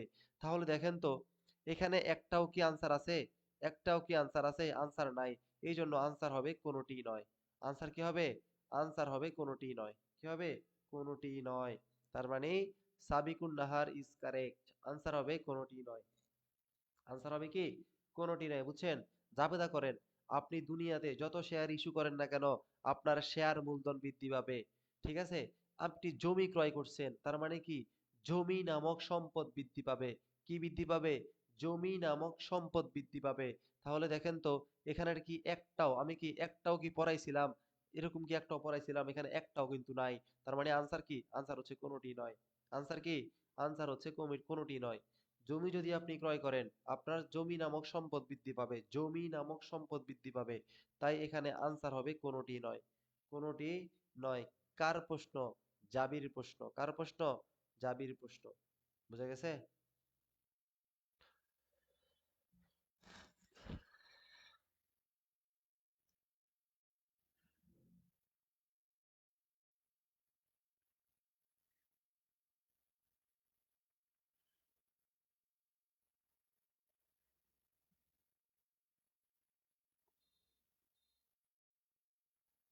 হ্যাঁ, বলেন। আপনি তখন, আচ্ছা, এটাকে মনে রাখ, এটা হচ্ছে তাৎপর্যপূর্ণ। এটাকে বলা হয় কি? এই যে এই জিনিসটা মনে রাখতে হবে, শেয়ার ইস্যু করার মাধ্যমে যদি আপনি, সবাই নোট করেন তো, যদি আপনি শেয়ার ইস্যুর মাধ্যমে, কার মাধ্যমে? আপনি যখন শেয়ার ইস্যু করার মাধ্যমে, অর্থাৎ আপনি যখন শেয়ার ইস্যুর মাধ্যমে, আপনি যখন শেয়ার ইস্যুর মাধ্যমে স্থায়ী সম্পদ ক্রয় করবেন। কি করবেন? আপনি যখন শেয়ার ইস্যু করার মাধ্যমে স্থায়ী সম্পদ ক্রয় করবেন, তখন তার নাম হচ্ছে তাৎপর্যপূর্ণ। তার নাম হচ্ছে তাৎপর্যপূর্ণ। তার নাম কি? তার নাম হচ্ছে তাৎপর্যমূলক। তার নাম হচ্ছে তাৎপর্যমূলক কার্যক্রম। তাৎপর্যমূলক নগদ কার্যক্রম। তাৎপর্যমূলক নগদ কার্যক্রম। সবাই নোট করেন। আপনি যখন শেয়ার ইস্যু করার মাধ্যমে আপনি যখন শেয়ার ইস্যু করার মাধ্যমে কোনো স্থায়ী সম্পদকে ক্রয় বিক্রয় করবেন, তখন তার নাম কি? তার নাম হচ্ছে তাৎপর্যমূলক নগদ কার্যক্রম। তার নাম কি? তার নাম হচ্ছে তাৎপর্যমূলক নগদ কার্যক্রম। কি কার্যক্রম? তাৎপর্যমূলক নগদ কার্যক্রম। বুঝা গেল?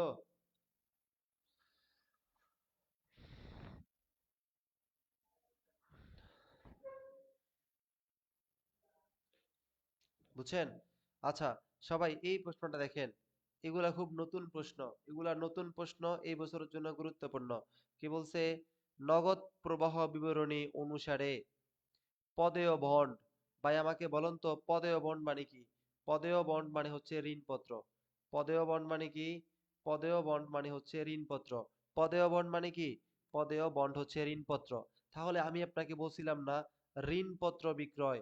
কি বললাম? পড়াইছিলাম না যে আপনি যখন ঋণপত্রকে বিক্রয় করবেন, তখন এটা কোন কার্যক্রম? এটা হচ্ছে অর্থায়ন কার্যক্রম।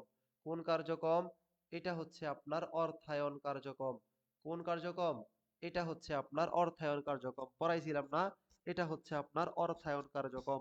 আপনি যখন ঋণপত্র বিক্রয় করবেন, এটা কোন কার্যক্রম?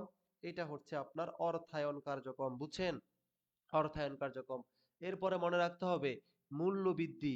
মানে আপনি যখন একটা ঋণপত্রে যখন আপনি মূল্যকে বৃদ্ধি করে আপনি যখন কি করবেন? ঋণপত্র বিক্রয় করবেন, মনে রাখতে হবে তখন আপনার প্রতিষ্ঠানে নগদ টাকা আগমন হবে। নগদ টাকা কি হবে? নগদ টাকা আগমন হবে। বুঝা গেল? কি হবে?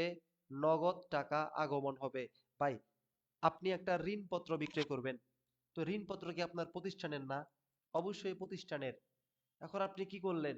আপনি ঋণপত্রটা বিক্রি করার আগে আপনি ঋণপত্র বিক্রি করার আগে তার দাম বাড়াই দিছেন। তার দাম কি করছেন? আপনি তার দামটা বাড়াই দিছেন। আচ্ছা ভাই, আপনি যদি ওই ঋণপত্রের দাম বাড়াই দেন, তাহলে কি আপনার প্রতিষ্ঠানে টাকা আসবে না? আমাকে একটা কথা, জাস্ট ইউজ ইউর সেন্স। আপনার প্রতিষ্ঠানে টাকা আসবে না? অবশ্যই আপনার প্রতিষ্ঠানে টাকা আসবে। আর আপনার প্রতিষ্ঠানে টাকা আসলে কি হবে? এই যে নগদ আগমন। কি হবে? নগদ টাকার আগমন হবে। আর যেহেতু এটা একটা অর্থ সংস্থান মানে একটা অর্থায়ন কার্যক্রম। কি কার্যক্রম? একটা হচ্ছে অর্থায়ন কার্যক্রম। কোন কার্যক্রম? অর্থায়ন কার্যক্রম। তাহলে আনসার কত? আনসার হচ্ছে ক। বুঝা গেল? আনসার কত? আনসার হচ্ছে ক। আনসার কত? আনসার হচ্ছে ক। এ বুঝছেন? বুঝছেন ভাই? বুঝছেন? তাহলে কি বলছে? পদেয় বন্ড। পদেয় বন্ড মানে কি? পদেয় বন্ড মানে হচ্ছে ঋণপত্র। কি? ঋণপত্র। ঋণপত্র আমরা জানি কি? ঋণপত্র যখন আপনি বিক্রয় করেন, আপনার প্রতিষ্ঠানে অর্থ আসে। কি আসে? অর্থ আসে। তাই হবে অর্থ সংস্থান। তাৎপর্যমূলক হবে না, নগদ আগমন হবে না। এটা হইতে পারে, এটা হইতে পারে। মনে রাখতে হবে, আপনি যদি আপনি যদি আপনার ঋণপত্রের টাকাটাকে প্লাস বৃদ্ধি করেন, বৃদ্ধি করলে আপনার প্রতিষ্ঠানে টাকা আসবে। তাই নগদ আগমন, নগদ নির্গমন হবে না। কি হবে? তাহলে আনসার হবে কোনটা? আনসার হবে ক। নগদ আগমন। বুঝা গেল? ওকে। আচ্ছা। এরপরে এরপর আমরা কিছু ম্যাথ দেখব। কি দেখব? আমরা কিছু ম্যাথ দেখব। সবাই ম্যাথটা একটু সমাধান করেন তো।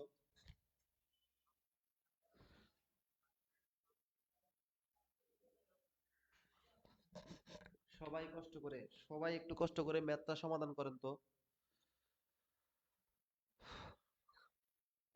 সবাই একটু কষ্ট করে। আমরা এখন কি দেখব? আমরা এখন হচ্ছে ম্যাথ দেখব। ঠিক আছে? কি দেখব? ম্যাথ দেখব। আচ্ছা। এই যে পরীক্ষায় নিটাই দেওয়া আছে। কি দেওয়া আছে? নিটাই দেওয়া আছে। তাহলে আমাকে বলেন তো কোন পদ্ধতি? আমাকে সবাই একটু কষ্ট করে কমেন্ট করে জানান তো এটা কোন পদ্ধতি হবে? ভাই কমেন্ট করেন তো কোন পদ্ধতি হবে, কোন পদ্ধতি হবে? সবাই একটু কষ্ট করে কমেন্ট করেন তো কোন পদ্ধতি হবে। দেখেন, নিটাই কি আছে? নিটাই আছে। তাহলে আমাকে বলুন তো কোন পদ্ধতি? নিটাই পরোক্ষ পদ্ধতি, ভেরি গুড। কি দেওয়া আছে পরীক্ষায়? পরীক্ষায় দেওয়া আছে নিটাই। তার মানে কোন পদ্ধতি? তার মানে হচ্ছে অবশ্যই পরোক্ষ পদ্ধতি। কি দেওয়া আছে? নিটাই দেওয়া আছে। নিটাই দেওয়া মানে কি? পরোক্ষ পদ্ধতি। কত দেওয়া আছে? ১,৪৫,০০০ টাকা। কত টাকা? ১,৪৫,০০০ টাকা। এবার আমাকে বলুন তো অবচয়। অবচয় আপনার জন্য ভালো না খারাপ? অবচয় আপনার জন্য ভালো না খারাপ? আপনার জন্য খারাপ। করার কথা ছিল মাইনাস, করার কথা ছিল মাইনাস, কিন্তু কোন পদ্ধতি? পরোক্ষ পদ্ধতি। তাই করতে হবে প্লাস। করতে হবে কি? প্লাস। প্লাস অবচয়। প্লাস কি? প্লাস হচ্ছে অবচয়। কারণ আমরা জানি পরোক্ষ মানে খারাপ পদ্ধতি, উল্টা পদ্ধতি। তাই অবচয়কে করতে হয়েছে কি? প্লাস। কত? ৯,০০০ টাকা। কত? ৯,০০০ টাকা। যোগ করে দেন। ৯, ১৪, ১৪, ৪ হাতে কত? ১, ৪ ১ ৫ আর কত? ১, ১,৫৪,০০০ টাকা। ওকে। খেয়াল করুন তো, সরঞ্জাম বিক্রয়। সরঞ্জাম মানে কি? স্থায়ী সম্পদ। স্থায়ী সম্পদ বিক্রয়ে ক্ষতি। ভাই বলুন তো ক্ষতি আপনার জন্য ভালো না খারাপ? ক্ষতি আপনার জন্য খারাপ। করার কথা ছিল মাইনাস, কিন্তু কোন পদ্ধতি? পরোক্ষ পদ্ধতি। তাই করতে হবে প্লাস। করতে হবে কি? প্লাস। ক্ষতি, ক্ষতি আপনার জন্য খারাপ জিনিস। করতে হইতো মাইনাস, কিন্তু পরোক্ষ মানে উল্টা পদ্ধতি। তাই করতে হবে প্লাস। ক্ষতিগত, ক্ষতি হচ্ছে ৩,০০০ টাকা। ক্ষতিগত, ক্ষতি হচ্ছে ৩,০০০ টাকা। আনসার কত? তাহলে কত হয়? ৭, ১,৫৭,০০০। কত? ১,৫৭,০০০। আচ্ছা, এরপরে দেখেন তো, দেনাদার হ্রাস পেয়েছে। দেনাদার মানে কি বলুন তো? দেনাদার, দেনাদার মানে হচ্ছে সম্পদ। দেনাদার মানে কি? দেনাদার মানে হচ্ছে সম্পদ। সম্পদ হ্রাস। ভাই বলুন তো সম্পদ যদি হ্রাস পায় আপনার জন্য ভালো না খারাপ? অবশ্যই খারাপ। সম্পদ হ্রাস, সম্পদ হ্রাস পেলে আপনার জন্য কি? খারাপ। করার কথা ছিল মাইনাস, কিন্তু করতে হবে কি? প্লাস। করতে হবে কি? প্লাস। সরি, হ্যাঁ, দেনাদার হ্রাস পেয়েছে। কি? দেনাদার হ্রাস পেয়েছে, মানে সম্পদ হ্রাস। সম্পদ হ্রাস পেলে কি? করতে হইতো মাইনাস, কিন্তু এখন করতে হবে কি? এখন করতে হবে প্লাস। কি করতে হবে? এখন আপনাকে প্লাস করতে হবে। কি করতে হবে? প্লাস করতে হবে। তাহলে কত হয়? ১,৬৭,০০০। কত হইছে? এখানে এখানে করাই। ১,৬৭,০০০। ১,০০,০০০ কত? ১,৬৭,০০০। বুঝা গেল? ১,৬৭,০০০। এরপরে খেয়াল করেন তো, মজুদ পণ্য। কি বললাম? মজুদ পণ্য ও অগ্রিম ব্যয় বেড়েছে যথাক্রমে ৫,০০০ ও ৪,০০০ টাকা। ভাই আমাকে একটা জিনিস বলেন তো, মজুদ পণ্য কি আমার জন্য সম্পদ না? মজুদ পণ্য আমার জন্য সম্পদ। অগ্রিম ব্যয়, এই অগ্রিম ব্যয়টা কি বলেন তো? এই অগ্রিম ব্যয়টা হচ্ছে আমার জন্য সম্পদ। তাহলে দেখেন তো, সম্পদ যদি বৃদ্ধি পায়, সম্পদ বৃদ্ধি পাইলে আপনার জন্য ভালো। করার কথা ছিল প্লাস, কিন্তু পরোক্ষ মানে উল্টা। তাই করতে হবে মাইনাস। করতে হবে কত? মাইনাস। কত? ৯,০০০ টাকা। কত? ৯,০০০ টাকা। তাহলে দেখেন, মাইনাস করেন। ৭ থেকে ৯ গেলে কত? ৭ থেকে ৯ গেলে কত বলুন তো? ৮। কত? ৮। কত? ৮। বুঝা গেল? এরপরে ৫, এরপরে ১। আনসার কত? আনসার হচ্ছে ১,৫৮,০০০। কত? আনসার হচ্ছে ১,৫৮,০০০। আনসার কত? আনসার হচ্ছে ১,৫৮,০০০। আমি আবার করাচ্ছি। আমি আবার এই প্রশ্নটা সমাধান করাচ্ছি। সবাই একটু দেখেন। পরীক্ষায় নিটাই দেওয়া আছে। কি দেওয়া আছে? পরীক্ষায়, পরীক্ষায় নিটাই দেওয়া আছে। কি দেওয়া আছে? নিটাই দেওয়া আছে। নিটাই দেওয়া আছে মানে কোন পদ্ধতি? নিটাই দেওয়া মানে হচ্ছে পরোক্ষ পদ্ধতি। কত? ১,৪৫,০০০। কত? ১,৪৫,০০০। অর্থাৎ পরীক্ষায় কি দেওয়া আছে বলুন তো? পরীক্ষায়, পরীক্ষায় দেওয়া আছে হচ্ছে আপনার নিটাই। আর নিটাই দেওয়া মানে কি? নিটাই দেওয়া মানে হচ্ছে পরোক্ষ পদ্ধতি। ভালো কথা, পরোক্ষ পদ্ধতি। এরপরে অবচয়। আমরা জানি অবচয়। এই অবচয় জিনিসটা কি বলেন তো? অবচয় হচ্ছে আপনার জন্য খারাপ জিনিস। করতে হইতো মাইনাস, কিন্তু পরোক্ষ পদ্ধতি। তাই আপনাকে করতে হবে প্লাস। কত? অবচয়। আপনি অবচয়কে প্লাস করবেন। অবচয় কি করবেন? আপনি অবচয়কে প্লাস করবেন। কত? ৯,০০০ টাকা। কত? ৯,০০০ টাকা। আপনি অবচয়কে কি করবেন? প্লাস করবেন। কত করবেন? প্লাস ৯,০০০ টাকা। ০, ০, ০, ৯ ১৪, ১৪ র ৪ হাতে হচ্ছে ১, ৫ আর হচ্ছে ১, ১,৫৪,০০০। বুঝা গেল? এরপরে দেখেন, সরঞ্জাম বিক্রয় ক্ষতি। ভাই, আপনার যদি কোনো প্রতিষ্ঠানে ক্ষতি হয়, ক্ষতি হইলে আপনি কি করেন? ক্ষতি হইলে আপনি মাইনাস করেন। কিন্তু পরোক্ষ পদ্ধতি, তার মানে আপনাকে প্লাস করতে হবে। কোন পদ্ধতি? পরোক্ষ পদ্ধতি। তাই আপনাকে প্লাস করতে হবে। কত? ৩,০০০ টাকা। তাহলে ১,৫৭,০০০। কত? ১,৫৭,০০০। এতটুকু ক্লিয়ার? এতটুকু ক্লিয়ার। ওকে। খেয়াল করেন তো কি দেওয়া আছে? দেনাদার। দেনাদার হ্রাস পেয়েছে ১০,০০০ টাকা। ভাই, দেনাদার মানে কি বলেন তো? দেনাদার। দেনাদার মানে হচ্ছে আপনার জন্য সম্পদ। দেনাদার মানে কি? দেনাদার মানে হচ্ছে আপনার জন্য সম্পদ। আচ্ছা ভাই, সম্পদ হ্রাস। সম্পদ হ্রাস পাওয়া কি ভালো না খারাপ? বলেন তো? আপনার প্রতিষ্ঠানে যদি সম্পদ হ্রাস পায়, এটা অবশ্যই খারাপ জিনিস। করার কথা ছিল মাইনাস। কিন্তু যেহেতু পরোক্ষ পদ্ধতি, তাই আমরা করব হচ্ছে প্লাস। সম্পদ হ্রাস। সম্পদ হ্রাস হচ্ছে খারাপ জিনিস। করতে হইতো মাইনাস, কিন্তু করব কি? করব হচ্ছে প্লাস। কত? ১,১০,০০০ টাকা। তাহলে কত? ১,৫৭,০০০ আর ১০, ১,৬৭,০০০। কত? ১,৬৭,০০০। এরপরে ভাই দেখেন তো, মজুদ পণ্য। মজুদ পণ্য কি আপনার জন্য মজুদ পণ্য কি বলেন তো? মজুদ পণ্য হচ্ছে সম্পদ। এরপরে অগ্রিম ব্যয়। অগ্রিম ব্যয় কি বলেন তো? অগ্রিম ব্যয় হচ্ছে সম্পদ। কি করেন? সম্পদ বেড়েছে। কি? বেড়েছে। আচ্ছা ভাই বলেন তো, যদি সম্পদ বৃদ্ধি পায়, সম্পদ বৃদ্ধি পাইলে ভালো না খারাপ বলেন তো? অবশ্যই ভালো। করার কথা ছিল প্লাস। কিন্তু যেহেতু পরোক্ষ পদ্ধতি, তাই করতে হবে মাইনাস। তার মানে লিখেন সম্পদ বৃদ্ধি। সম্পদ বৃদ্ধি আপনার জন্য ভালো জিনিস।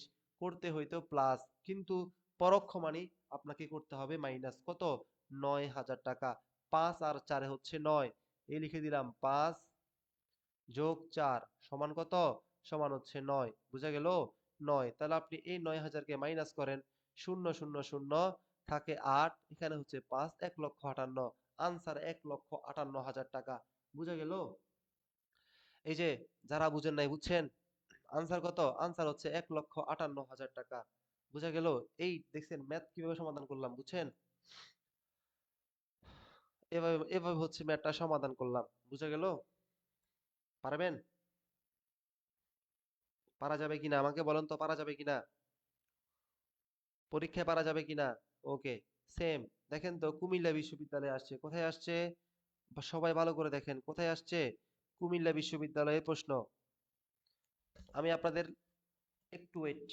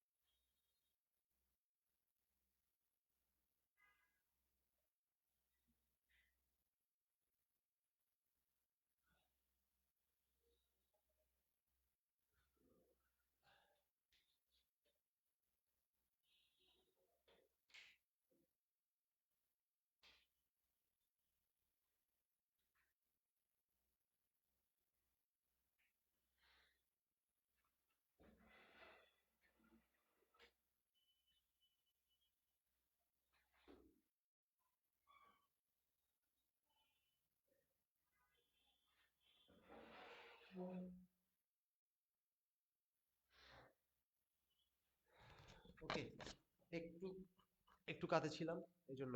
আচ্ছা, ঠিক আছে, সবাই হচ্ছে একটু দেখতে হবে, ঠিক আছে? দেখেন তো কি বলছে। এই যে সবাই দেখেন কি দেওয়া আছে?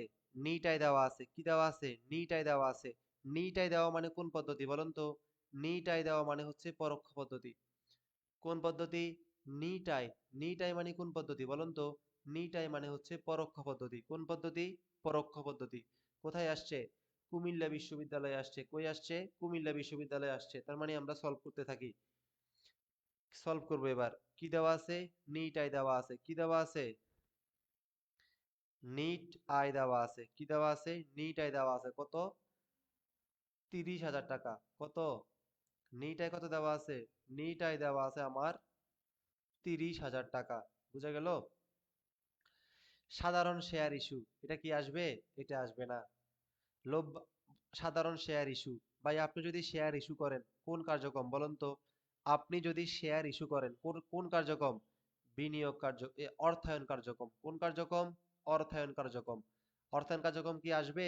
অর্থায়ন কার্যক্রম আসবে না। ঠিক আছে, অর্থায়ন কার্যক্রম আসবে না। ভাই লভ্যাংশ প্রদান, এটা আসবে? আসবে না। কেন?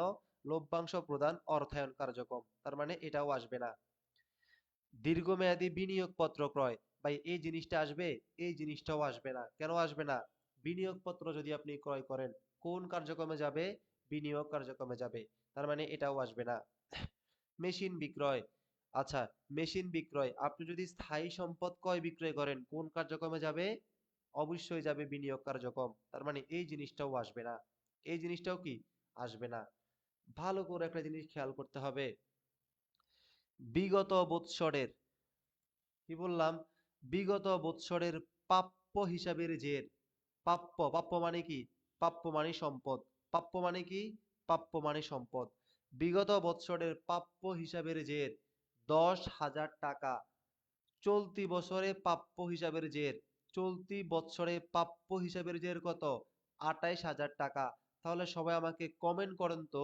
এই যে খেয়াল করেন, সবাই খেয়াল করেন, বিগত বছর মানে হচ্ছে বিগত বছরে চলতি সম্পদের পরিমাণ হচ্ছে 10,000 টাকা ছিল, মানে বিগত বছরে চলতি সম্পদ ছিল 10,000 টাকা। বর্তমান বছর মানে চলতি বছর, চলতি বছর সম্পদের পরিমাণ হচ্ছে 28,000 টাকা। তাহলে সবাই আমাকে বলুন তো, চলতি সম্পদ বৃদ্ধি পাইছে নাকি চলতি সম্পদ হ্রাস পাইছে? সবাই আমাকে বলুন তো, চলতি সম্পদ কি বৃদ্ধি পাইছে নাকি চলতি সম্পদ হ্রাস পাইছে? সবাই আমাকে বলুন তো। এই যে খেয়াল করেন, কত? 18,000 টাকা। এই 18,000 টাকা অবশ্যই আমরা দেখতে পারতেছি আমাদের চলতি সম্পদ বৃদ্ধি পাইছে। চলতি সম্পদ কি পাইছে? চলতি সম্পদ বৃদ্ধি পাইছে। তাই বলুন তো, চলতি সম্পদ বৃদ্ধি পাওয়া আপনার জন্য ভালো না খারাপ? চলতি সম্পদ বৃদ্ধি পাওয়া আপনার জন্য ভালো। করার কথা ছিল যোগ, কিন্তু কোন পদ্ধতি? পরোক্ষ পদ্ধতি। তাই আপনাকে করতে হবে মাইনাস। বুঝা গেল? বুঝা গেল? তাহলে লিখেন, চলতি সম্পদ বৃদ্ধি, এটা আপনার জন্য ভালো জিনিস, কিন্তু কোন পদ্ধতি? পরোক্ষ, তাই করতে হবে মাইনাস। চলতি সম্পদ বৃদ্ধি, চলতি চলতি সম্পদ বৃদ্ধি, যদি আপনার প্রতিষ্ঠানে চলতি সম্পদ বৃদ্ধি পায়, কত পাইছে বৃদ্ধি? 18,000 টাকা। তাহলে কত? যোগ 8 4 কত? 48,000 টাকা চলতি সম্পদ বৃদ্ধি। ওকে, এরপরে কি আছে ভাই? এরপরে আছে অবচয়। কি আছে? অবচয়। অবচয় কত ভাই? অবচয় হচ্ছে 10,000 টাকা। ভাই বলুন তো, অবচয়, অবচয় আপনার জন্য ভালো না খারাপ? অবচয় আপনার জন্য অবশ্যই ভালো। সরি, অবশ্যই অবচয় আপনার জন্য অবশ্যই খারাপ জিনিস। করতে হইতো মাইনাস, কিন্তু কোন পদ্ধতি? পরোক্ষ। পরোক্ষ মানে উল্টা, তাই করতে হবে প্লাস। করতে হবে কি? প্লাস। কত? অবচয় 10,000 টাকা। কত? 10,000 টাকা। আনসার কত? আনসার হচ্ছে 58,000 টাকা। আনসার কত? আনসার হচ্ছে 58,000 টাকা। আনসার কত? আনসার হচ্ছে 58,000 টাকা। এখানে অপশনগুলো ভুল দেওয়া আছে। অপশনগুলো কি দেওয়া আছে? অপশনগুলো ভুল দেওয়া আছে। এটা হবে না। আনসার কত? আনসার হচ্ছে 58,000 টাকা। আনসার কত? আনসার হচ্ছে 58,000 টাকা। ক্লিয়ার কিনা? ক্লিয়ার কিনা? সবাই আমাকে বলুন তো, ক্লিয়ার কিনা? আনসার কত? কুমিতে আসছে, অর্থাৎ কুমিল্লা বিশ্ববিদ্যালয়ে আসছে। কুমিল্লা বিশ্ববিদ্যালয়ে আসছে। বুঝা গেল? আনসার কত? আনসার হচ্ছে 58,000 টাকা। কত? 58,000 টাকা। বুঝছেন? বুঝা গেল? সবাই আমাকে বলুন তো, বুঝছেন কিনা? পারা যাবে? পারা যাবে? ওকে।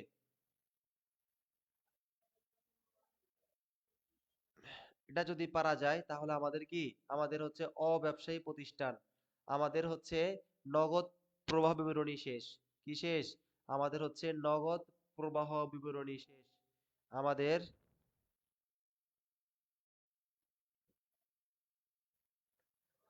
বুঝা গেছে? তার মানে আমাদের কি এই নগদ প্রবাহ বিবরণী আমাদের শেষ। এতটুকু বুঝছেন? নগদ প্রবাহ বিবরণী পারা যাবে? নগদ প্রবাহ বিবরণী শেষ। নগদ প্রবাহ বিবরণী আমাদের শেষ। বুঝছেন কিনা? সবাই কি বুঝছেন কিনা আমাকে জানান। বুঝছেন? সবাই এটা কি বুঝছেন কিনা? একটু কষ্ট করে আমাকে কমেন্ট করে জানান তো যে আপনি নগদ প্রবিরণী বুঝছেন কিনা? সবাই আমাকে বলেন তো বুঝছেন কিনা?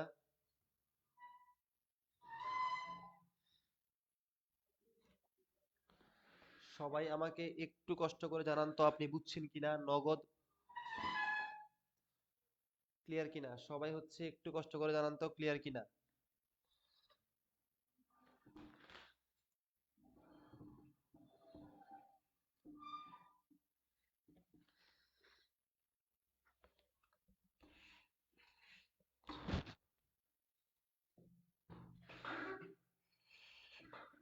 সবাই একটু কষ্ট করে জানান তো বুঝছেন কিনা? নগদ প্রবাহ বিবরণী বুঝছেন কিনা?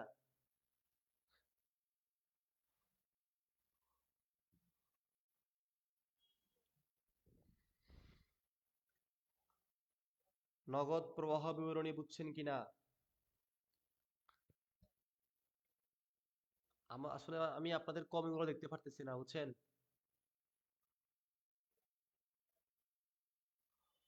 আচ্ছা আচ্ছা, কি বললেন? একটু দেখি দাঁড়ান, আমি আসলে আপনাদের কমেন্ট দেখতে পাই নাই। দাঁড়ান, ওয়েট, আমি দেখি। আপনাদের কমেন্ট গুলো আসে নাই, এজন্য দেখি নাই।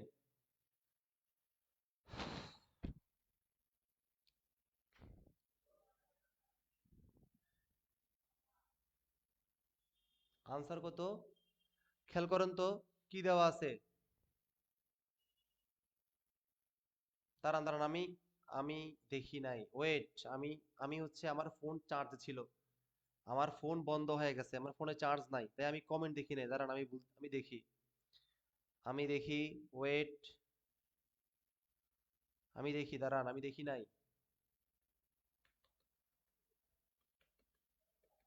আচ্ছা আচ্ছা, আমি আমি একটু দেখি, একটু দেখি, আমি দেখি নাই বুঝছেন। সরি সরি, আমি দেখি নাই। ভুল হয়েছে কিনা আমি দেখি, আমি দেখিনি, দাঁড়ান। কি দেওয়া আছে দেখেন তো। নিট আই, কি দেওয়া আছে? নিট আই দেওয়া আছে, কত দেওয়া আছে? নিট আই আপনার দেওয়া আছে 30,000 টাকা। কত দেওয়া আছে? নিট আই দেওয়া আছে 30,000 টাকা। ঠিক আছে। বিগত বছরের প্রাপ্যজের মানে বিগত বছর কি, বিগত বছরে ছিল হচ্ছে চলতি সম্পদ 10,000 টাকা। এই বছর বৃদ্ধি পাইছে, এই বছর বৃদ্ধি পাই কত হইছে? এই বছর বৃদ্ধি পাই হচ্ছে 28,000 টাকা। কত হইছে? 28,000 টাকা। তাহলে আমাকে বলেন তো এখন এটাকে আপনি প্লাস করবেন নাকি মাইনাস করবেন? সরি, এটাকে আপনি কি করবেন? বৃদ্ধি পাইছে, কি পাইছে? বৃদ্ধি পাইছে। কত বৃদ্ধি পাইছে? 18,000 বৃদ্ধি পাইছে। তাইলে সম্পদ যদি বৃদ্ধি পায়, আর সম্পদ যদি বৃদ্ধি পায়, আপনি করার কথা ছিল প্লাস, কিন্তু করবেন কি? মাইনাস। করবেন কি? Minus. Exactly, I am very sorry বুঝছেন। করবেন কি? করবেন হচ্ছে মাইনাস। চলতি সম্পদ বৃদ্ধি পাইছে, তাহলে আপনাকে মাইনাস করতে হবে। কি করতে হবে? মাইনাস। 10 থেকে 8 গেলে 2, 2 থেকে 1 গেলে কত? 1। 12,000 টাকা। কত? 12,000 টাকা। অবচয়, এই অবচয় আপনাকে করতে হবে প্লাস। কত? অবচয় করতে হবে প্লাস। কত করতে হবে? 10,000 টাকা। তাহলে আনসার কত? আনসার হচ্ছে 22,000 টাকা। Sorry sorry sorry, my mistake, my mistake, extremely sorry, I am extremely sorry. Answer হবে 22। আনসার কত হবে? আনসার হবে 22,000 টাকা। সরি, যারা এটাকে ইয়ে করছেন তাদেরকে অসংখ্য ধন্যবাদ। সরি, ভুল ছিল আমার। আনসার 22,000 টাকা, মিস্টেক ছিল। Extremely sorry. ঠিক আছে, মিস্টেক ছিল। ওকে। হ্যাঁ হ্যাঁ, আপন ঘোষ, হ্যাঁ হ্যাঁ হ্যাঁ। ঠিক আছে, ভুল লিখছি। আসলে ওই যে বলছি এক, লিখছি আরেক, সমস্যা হচ্ছে এটা আর কি। ঠিক আছে, উত্তর 22 কি হবে? হ্যাঁ হ্যাঁ হ্যাঁ, উত্তর 22 কি হবে? ঠিক আছে, ঠিক আছে, কারেক্ট। এই তো। আচ্ছা, তাহলে বলেন তো এই পোস্টের বাহিরে মানে হচ্ছে এটা একটু আমার ক্যালকুলেশনে ভুল ছিল, এটার জন্য এক্সট্রিমলি সরি। বাট বাকিগুলা ক্লিয়ার? বাকিগুলা কি আপনি ক্লিয়ার হইছেন? এই বাকিগুলা কি আপনারা ক্লিয়ার হইছেন আমাকে জানান তো। যে বাকিগুলা কি আপনারা ক্লিয়ার, পারা যাবে? বাকিগুলো কি পারা যাবে? একটু জানান তো, বাকিগুলো কি পারা যাবে? ওকে, তাহলে আমরা ইনশাল্লাহ এই অধ্যায়টা ক্লিয়ার হয়েছি, পুরাপুরি আমরা হচ্ছে এই অধ্যায়টা ক্লিয়ার হয়েছি, ঠিক আছে? ওকে, এই অধ্যায় ক্লিয়ার হওয়ার পরে, আচ্ছা এই যে বাকিরা সবাই কই? এই যে বাকিরা সবাই কই? এই অর্পিতা আছেন? এই যে আপনারা কোথায় বাকিরা? আপনারা কমেন্ট করেন না কেন?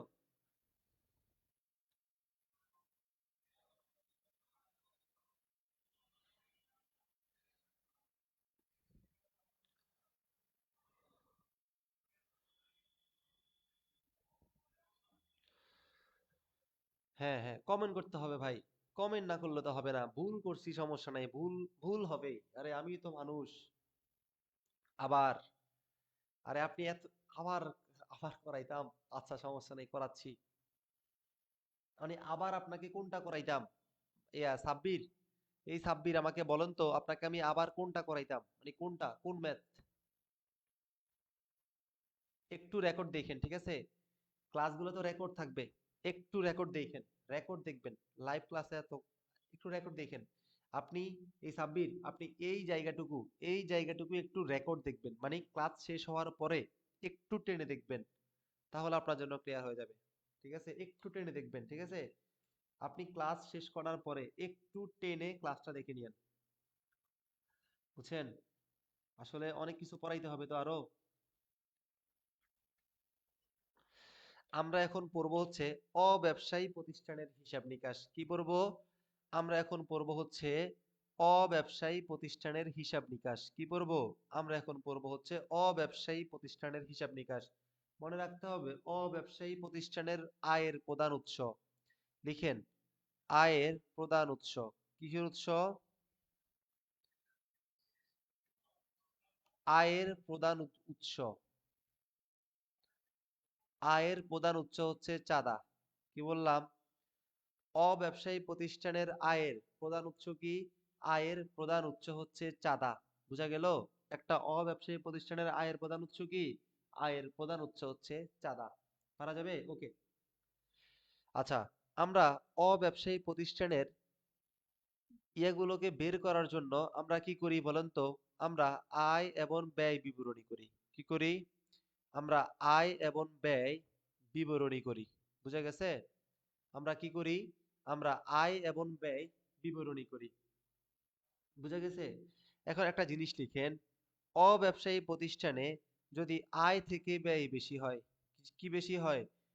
যদি আয় থেকে ব্যয় বেশি হয়, অব্যবসায়ী প্রতিষ্ঠানে যদি আয় থেকে, যদি, সরি, লিখেন যদি আয় বেশি হয়, লিখেন যদি আয় বেশি হয় অব্যবসায়ী প্রতিষ্ঠানে, সবাই লিখেন যে অব্যবসায়ী প্রতিষ্ঠানে যদি আয় বেশি হয়, আয় কি হয়? আয় বেশি হয় কার থেকে? ব্যয় থেকে। যদি ব্যয় থেকে আয় বেশি হয় তাকে কি বলে জানেন? তাকে বলে হচ্ছে আয় অতিরিক্ত ব্যয়। তাকে কি বলে? তাকে বলে হচ্ছে আয় অতিরিক্ত ব্যয়। তাকে কি বলে? তাকে বলে হচ্ছে আয় অতিরিক্ত ব্যয়। মানে যদি আপনার প্রতিষ্ঠানের ব্যয়, ব্যয় থেকে আয় বেশি হয়, ব্যয় থেকে আয় বেশি হয়, তাহলে তার নাম কি? তার নাম হচ্ছে আয় অতিরিক্ত ব্যয়। এরপরে আপনার প্রতিষ্ঠানে যদি ব্যয় বেশি হয়, কি বেশি হয়? আপনার প্রতিষ্ঠানে যদি ব্যয় বেশি হয়, ব্যয় বেশি হয় কই থেকে? যদি ব্যয় বেশি হয় আয় থেকে, তাহলে তার নাম হচ্ছে ব্যয় অতিরিক্ত আয়। তার নাম কি? তার নাম হচ্ছে ব্যয় অতিরিক্ত আয়। তার নাম কি? তার নাম হচ্ছে ব্যয় অতিরিক্ত আয়। এই জিনিসটা বুঝছেন কিনা আমাকে বলেন? অব্যবসায়ী প্রতিষ্ঠানের আয়ের প্রধান উৎস হচ্ছে চাঁদা। প্রধান উৎস কি? অর্থাৎ সে যে আয় করবে, তার আয়ের প্রধান উৎস কি? তার আয়ের প্রধান উৎস হচ্ছে চাঁদা। আমরা আয় ব্যয় বিবরণী করে থাকি। অব্যবসায়ী প্রতিষ্ঠানে যদি আয় থেকে ব্যয় বেশি হয়, আয় থেকে ব্যয় বেশি হয়, তার নাম হচ্ছে আয় অতিরিক্ত ব্যয়। যদি ব্যয় বেশি হয় আয় থেকে, তার নাম হচ্ছে ব্যয় অতিরিক্ত আয়। এই বুঝা গেছে? এতটুকু বুঝছেন? এতটুকু বুঝছেন? এতটুকু যে বুঝছেন? এতটুকু যদি বুঝেন, এরপরে একটা জিনিস লিখেন। অর্থাৎ অব্যবসায়ী প্রতিষ্ঠানের আমরা একটা হিসাব খুলি, একটা হিসাব। ওই হিসাবের নাম হচ্ছে প্রাপ্তি এবং প্রদান হিসাব। ওই হিসাবের নাম কি? ওই হিসাবের নাম হচ্ছে প্রাপ্তি এবং প্রদান হিসাব। কোথায় করি আমরা? আমরা অব্যবসায়ী প্রতিষ্ঠানে করি। কোথায় করি? আমরা অব্যবসায়ী প্রতিষ্ঠানে করি। কোন হিসাব? প্রাপ্তি এবং প্রদান হিসাব। প্রাপ্তি এবং প্রদান হিসাব। মনে রাখতে হবে, প্রাপ্তি এবং প্রদান হিসাব সব সময়, প্রাপ্তি এবং প্রদান হিসাব সব সময় ডেবিট জের প্রকাশ করে। কোন জের প্রকাশ করে? সব সময় ডেবিট জের প্রকাশ করে। সব সময় কি জের প্রকাশ করে? সব সময় ডেবিট জের প্রকাশ করে। মনে রাখতে হবে, প্রাপ্তি এবং প্রদান সব সময় ডেবিট জের প্রকাশ করে, ডেবিট জের প্রকাশ করে, ডেবিট জের প্রকাশ করে। বুঝা গেছে? এটা কখনোই ক্রেডিট জের হইতে পারে না। এটা কখনো কি হবে না? এটা কখনো ক্রেডিট জের হবে না। কখনো কি হবে না? কখনো ক্রেডিট জের হবে না। বুঝা গেছে? কখনো কি হবে না? কখনো ক্রেডিট জের হবে না। তার মানে প্রাপ্তি এবং প্রদান হিসাব সব সময় কি হবে? প্রাপ্তি এবং প্রদান হিসাব সব সময় ডেবিট জের প্রকাশ করে। এটা কখনোই কি হবে না? কখনোই ক্রেডিট জের প্রকাশ করবে না। বুঝা গেছে? ওকে। এবার আমরা কিছু প্রশ্ন সমাধান করব। কি করব? এবার আমরা কিছু প্রশ্ন সমাধান করব। সবাই একটু মনোযোগ সহকারে দেখতে হবে। এবার আমরা কিছু প্রশ্ন সমাধান করব। সবাই খুব মনোযোগ দিয়ে প্রশ্নগুলো দেখেন। ঠিক আছে? সবাই খুব মনোযোগ দিয়ে প্রশ্নগুলো দেখেন। ওকে। খেয়াল করেন কি বলছে? অব্যবসায়ী প্রতিষ্ঠানের মূলধন তহবিল। কি তহবিল? মূলধন তহবিল। ভাই আমাকে একটা জিনিস বলেন তো, মূলধন মানে কি? মূলধন মানে হচ্ছে, মূলধন মানে কি বলেন তো? সম্পদ। অর্থাৎ আমরা মূলধন কিভাবে নির্ণয় করি? আরে, মূলধন কিভাবে নির্ণয় করি বলেন তো? আমরা মূলধন নির্ণয় করি এভাবে না। মূলধন, মূলধন সমান সম্পদ মাইনাস দায়, এভাবে না। আমাকে একটা কথা বলেন তো, আমরা যে মূলধন, আমরা মূলধন কিভাবে নির্ণয় করি? আমরা মূলধন নির্ণয় করি হচ্ছে সম্পদ থেকে দায়কে মাইনাস করে, না? বলুন তো। অর্থাৎ সম্পদ থেকে আমরা দায়কে মাইনাস করে মূলধন নির্ণয় করি, না? অবশ্যই মূলধন নির্ণয় করি। তাহলে কি আয়, আয় আর ব্যয় হবে? আয় আর ব্যয় হবে না। তার মানে ক নাম্বার আনসার হবে না। বুঝা গেল? একটি নির্দিষ্ট কালের নগদ গ্রহণ, নগদ গ্রহণ না, এটাও হবে না। ঠিক আছে? কি আছে? সম্পদ ও দায়ের পার্থক্য। Yes, exactly. এই যে বিয়োগ মানে কি বলুন তো? বিয়োগ মানে পার্থক্য, না? বিয়োগ মানে হচ্ছে পার্থক্য। তার মানে একটি নির্দিষ্ট কালের সম্পদ ও দায়ের পার্থক্য, এটা আনসার হইতে পারে। এরপরে এখানেও কি আছে? এখানেও আছে সম্পদ ও দায়ের পার্থক্য। কি আছে? সম্পদ ও দায়ের পার্থক্য। তার মানে এটাও আনসার হইতে পারে। একটা জিনিস সবসময় মনে রাখবেন, এটা কখনোই নির্দিষ্ট কালের হবে না। কি হবে? নির্দিষ্ট দিনের হবে। কি হবে? নির্দিষ্ট দিনের হবে। আনসার হচ্ছে গ। আনসার কি? আনসার হচ্ছে গ। এটা কখনো নির্দিষ্ট কালের হবে না। নির্দিষ্ট কালের হবে না, নির্দিষ্ট দিনের হবে। কি হবে? নির্দিষ্ট দিনের হবে। অর্থাৎ এই যে ভুল করতেছেন, নির্দিষ্ট কাল হবে না, নির্দিষ্ট দিন হবে। অর্থাৎ একটি নির্দিষ্ট দিনের সম্পদ ও দায়ের পার্থক্য। মূলধন তহবিল, সর্বপ্রথম কাজ হচ্ছে কি? সর্বপ্রথম কাজ হচ্ছে আপনাকে মূলধন তহবিল বুঝতে হবে। প্রথম কি? মূলধন। ভাই মূলধন মানে কি? মূলধন মানে হচ্ছে সম্পদ দায়ের পার্থক্য, না? মূলধন মানে কি? মূলধন মানে হচ্ছে সম্পদ। এই সম্পদ আর দায়ের পার্থক্য, না? মূলধন মানে কি? সম্পদ আর দায়ের পার্থক্য, না? পার্থক্য। মনে রাখতে হবে, এটা কোনো নির্দিষ্ট কাল না, এটা নির্দিষ্ট দিনের। এটা নির্দিষ্ট দিনের, দিনের সম্পদ ও দায়ের পার্থক্য। এটা নির্দিষ্ট দিনের সম্পদ ও দায়ের পার্থক্য। তাই আনসার কোনটা? আনসার হবে গ। একটি নির্দিষ্ট দিনের সম্পদ ও দায়ের পার্থক্য। কোন পার্থক্য? একটি নির্দিষ্ট দিনের। বুঝা গেল? এই পারা যাবে? বুঝছেন? সবাই কমেন্ট করেন তো। সবাই কমেন্ট করতেছেন না কেন? কমেন্ট করেন তো। কমেন্ট করেন তো। আনসার কোনটা হবে? আনসার কোনটা হবে বলেন তো? আনসার হবে একটি নির্দিষ্ট দিনের সম্পদ ও দায়ের পার্থক্য। এটা হবে নির্দিষ্ট দিন, নির্দিষ্ট কাল হবে না। নির্দিষ্ট কাল হবে না। বুঝছেন? ওকে, এরপর একটা জিনিস লিখতে হবে আপনাদেরকে। কি বলছে? নিচের কোনটি অব্যবসায়ী প্রতিষ্ঠান, কি প্রতিষ্ঠান? অব্যবসায়ী প্রতিষ্ঠানের বিশেষ তহবিল, কোন তহবিল? বিশেষ তহবিলের উদাহরণ নয়। বিশেষ তহবিলের উদাহরণ নয়। মনে রাখতে হবে বিশেষ তহবিল। কি তহবিল? মনে রাখতে হবে বিশেষ তহবিল। লিখেন বিশেষ তহবিলের উদাহরণ। লিখেন বিশেষ তহবিল। বিশেষ তহবিল হচ্ছে ১ নাম্বার উন্নয়ন তহবিল। কি তহবিল? উন্নয়ন তহবিল। এই উন্নয়ন তহবিলটা হচ্ছে একটা বিশেষ তহবিল। বোঝা গেল? এরপরে লিখেন ২ নাম্বারে লিখেন আপ্যায়ন তহবিল। কোন তহবিল? আপ্যায়ন তহবিল। এই আপ্যায়ন তহবিলটা হচ্ছে একটা বিশেষ তহবিল। এই আপ্যায়ন তহবিল কি? একটা বিশেষ তহবিল। এরপরে মনে রাখতে হবে টুর্নামেন্ট তহবিল। কি তহবিল? টুর্নামেন্ট। অর্থাৎ এই টুর্নামেন্ট তহবিলটা হচ্ছে একটা বিশেষ তহবিল। ৪ নাম্বারে লিখেন বৃত্তি তহবিল। এই বৃত্তি তহবিলটাও হচ্ছে একটা বিশেষ তহবিল। বিশেষ তহবিল মানে কি? বিশেষ তহবিল মানে হচ্ছে বিশেষ কোনো উদ্দেশ্যের জন্য, বিশেষ কোনো উদ্দেশ্যের জন্য যে তহবিল করা হয় তাকে বলা হয় বিশেষ তহবিল। তার মানে ক বিশেষ তহবিল, খ বিশেষ তহবিল, টুর্নামেন্ট বিশেষ তহবিল। কি বলছে? বিশেষ তহবিলের উদাহরণ নয়। এটা হচ্ছে মূলধন তহবিল। আমরা জানি মূলধন তহবিল মানে কি? মূলধন তহবিল মানে হচ্ছে সম্পদ আর দায়ের পার্থক্য। সম্পদ আর দায়ের পার্থক্য। তাই এটা আমাদের আনসার হবে না। আনসার কোনটা হবে? আনসার হবে আমাদের সি। আনসার কোনটা হবে? এই যে মূলধন তহবিল। আনসার কোনটা? কারেক্ট আনসার কোনটা? কারেক্ট আনসার হচ্ছে মূলধন তহবিল। কোন তহবিল? মূলধন তহবিল। মূলধন তহবিল হচ্ছে আমাদের কারেক্ট আনসার। কি বলছে? নিচের কোনটি বিশেষ তহবিল নয়? নিচের কোনটি বিশেষ তহবিল নয়? বুঝা গেছে? ওকে,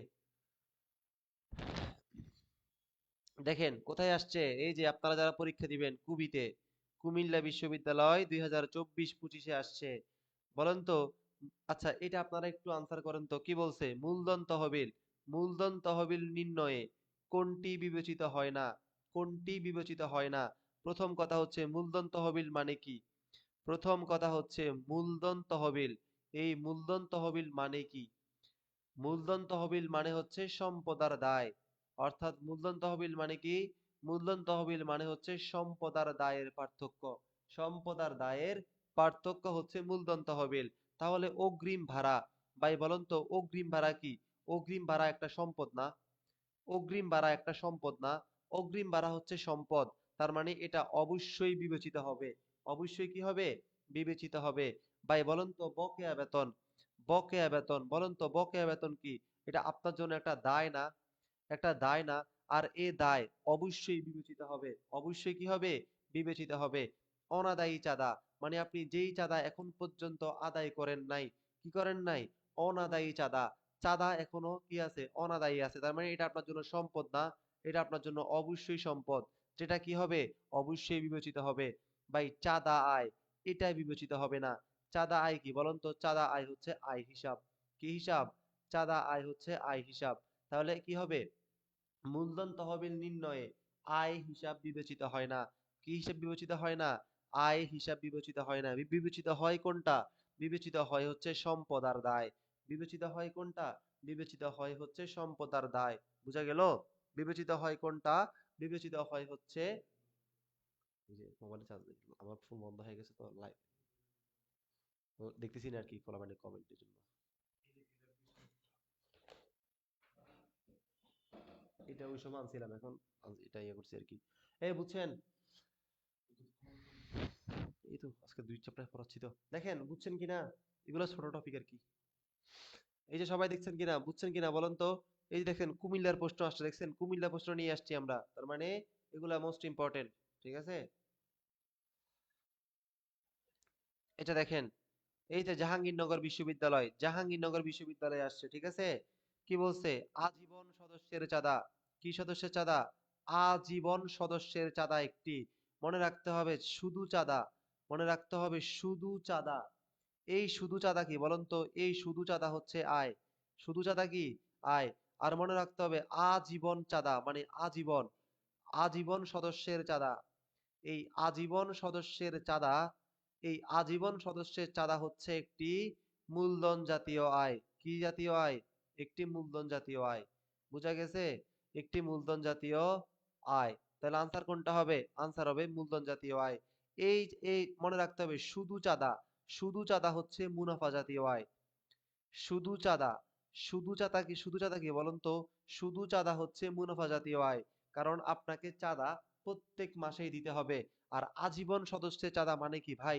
আজীবন সদস্য চাঁদা মানে হচ্ছে যে আপনাকে প্রত্যেক বছরই চাঁদা দেওয়া লাগবে। সরি, আপনি একবারই চাঁদা দিছেন, আপনি একবারই কি দিছেন? চাঁদা দিছেন। বুঝা গেল? চার্জ শেষ হয়ে গেছে ল্যাপটপে, ল্যাপটপে চার্জ শেষ হয়ে গেছে। তাহলে আজীবন সদস্যের চাঁদা একটা মূলধন জাতীয় আয়। কি যায়? একটা মূলধন জাতীয় আয়। জাহাঙ্গীরনগরের প্রশ্ন।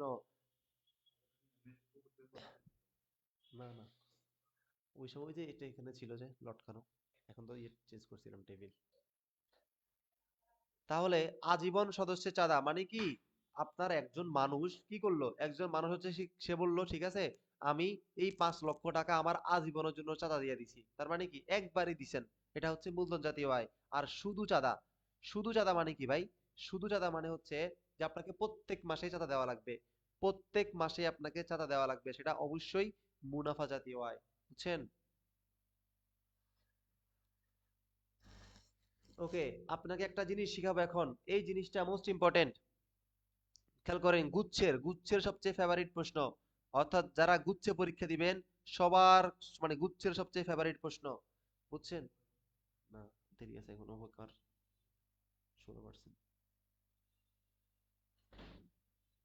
গুচ্ছের সবচেয়ে ফেভারিট প্রশ্ন কি বলছে? অর্থাৎ চাঁদা বাবদ কত টাকা আয়, চাঁদা বাবদ কত টাকা আয়, এটা গুচ্ছের সবচেয়ে ফেভারিট প্রশ্ন। সবাই নোট ডাউন করেন, সবাই, সবাই কষ্ট করে নোট করতে হবে, ঠিক আছে? মোস্ট ইম্পর্টেন্ট জিনিস, আপনাকে এমন ভাবে পড়াবো যেটা আপনি পারবেন ইনশাল্লাহ। যদি পরীক্ষার প্রশ্নে চাঁদা প্রাপ্তি দেওয়া থাকে, যদি পরীক্ষার প্রশ্নে চাঁদা প্রাপ্তি দেওয়া থাকে, কি দেওয়া থাকে? যদি পরীক্ষার প্রশ্নে চাঁদা প্রাপ্তি দেওয়া থাকে এবং আপনাকে উত্তরে আপনাকে যদি বের করতে বলে চাঁদা বাবদ কত টাকা আয় হয়েছে, যদি আপনাকে বের করতে বলে চাঁদা বাবদ কত টাকা আয় হয়েছে, যদি আপনাকে বলে যে চাঁদা বাবদ কত টাকা আয় হয়েছে, অথবা যদি বলে চাঁদা বাবদ কত টাকা ক্রেডিট, আয় মানে কি? আয় মানে হচ্ছে ক্রেডিট। চাঁদা বাবদ কত টাকা ক্রেডিট হয়েছে, তাহলে আপনাকে একটা জিনিস, তাহলে আপনাকে একটা জিনিস মাথায় রাখতে হবে। তাহলে লিখেন, বর্তমান বছর হইলে, কি হইলে? যদি বর্তমান বছর হয়, যদি বর্তমান বছর হয়, বর্তমান বছর হলে, বর্তমান বছর হলে আপনাকে যোগ করতে হবে, আপনাকে বর্তমান বছর হলে আপনাকে যোগ করতে হবে। যদি বর্তমান বছর না হয়, যদি বর্তমান বছরের টাকা না হয়, বর্তমান বছরের, যদি বর্তমান বছরের টাকা না হয়, তাহলে আপনাকে বিয়োগ করতে হবে। এতটুকু বুঝছেন? আপনাকে কি করতে হবে? আপনাকে বিয়োগ করতে হবে, আপনাকে বিয়োগ করতে হবে, বিয়োগ করতে হবে। যদি পরীক্ষায়, আমি কি বললাম, যদি পরীক্ষায় আপনাকে চাঁদা প্রাপ্তি দিয়ে দেয় এবং যদি আপনাকে উত্তরে বের করতে বলে চাঁদা বাবদ কত টাকা আয় হয়েছে, চাঁদা বাবদ কত টাকা ক্রেডিট করা হয়েছে, যদি আপনাকে এই দুইটা জিনিস বের করতে বলে, তাহলে আপনার কাজ কি জানেন? এখানে অনেকগুলো বছর দেওয়া থাকবে, অনেকগুলো বছর দেওয়া থাকবে। আপনার কাজ কি? আপনার কাজ হচ্ছে যেইটা বর্তমান বছরের, যেটা বর্তমান বছরের ওই জিনিসটাকে আপনি যোগ করবেন, যেইটা বর্তমান বছরের না ওই জিনিসটাকে আপনি বিয়োগ করে দিবেন। এতটুকু ক্লিয়ার কিনা? এটাই হচ্ছে মূল কনসেপ্ট ভাই, এই জিনিসটাই হচ্ছে মূল কনসেপ্ট। বুঝছেন কিনা আমাকে কমেন্ট করে জানান, আপনি বুঝছেন কিনা? এটাই হচ্ছে মূল কনসেপ্ট।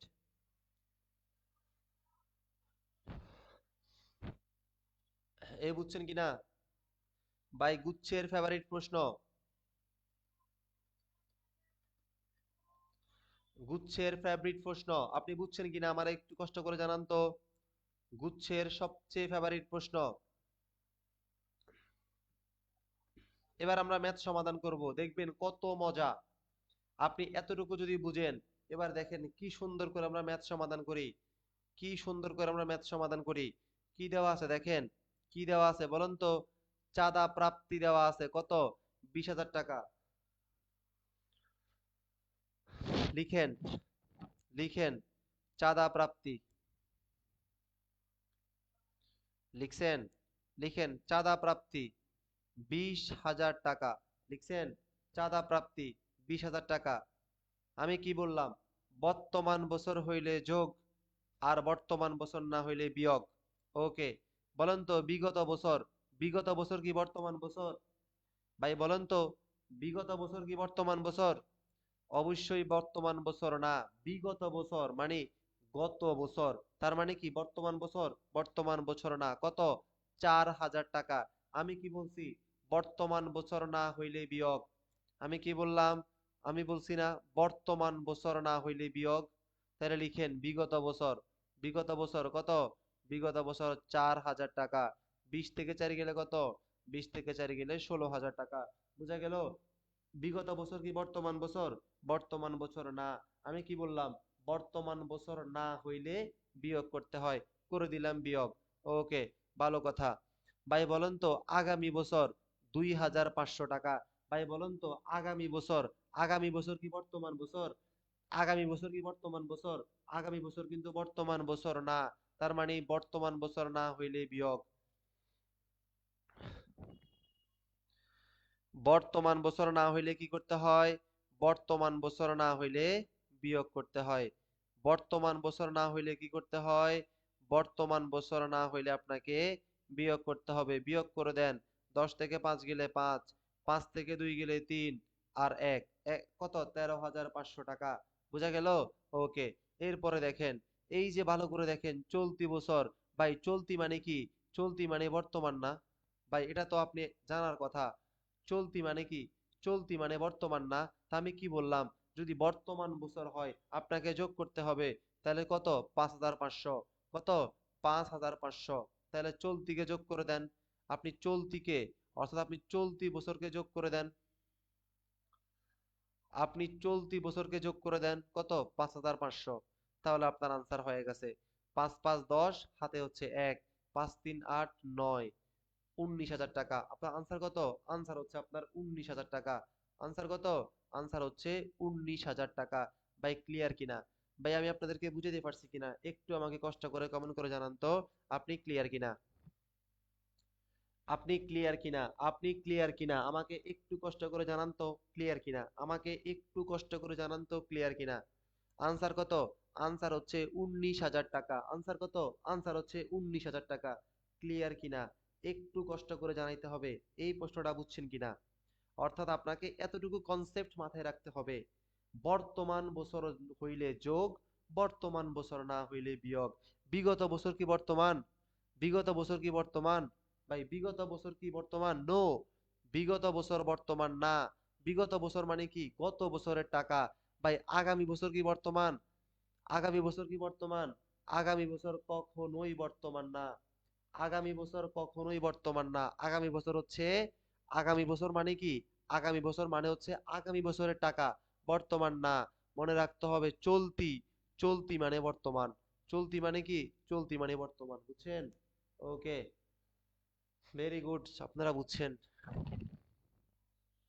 আচ্ছা ভাই, তাহলে দেখেন তো, আমি বললাম না গুচ্ছের সবচেয়ে ফেভারিট প্রশ্ন, গুচ্ছের সবচেয়ে ফেভারিট প্রশ্ন এই যে এবারও আসছে।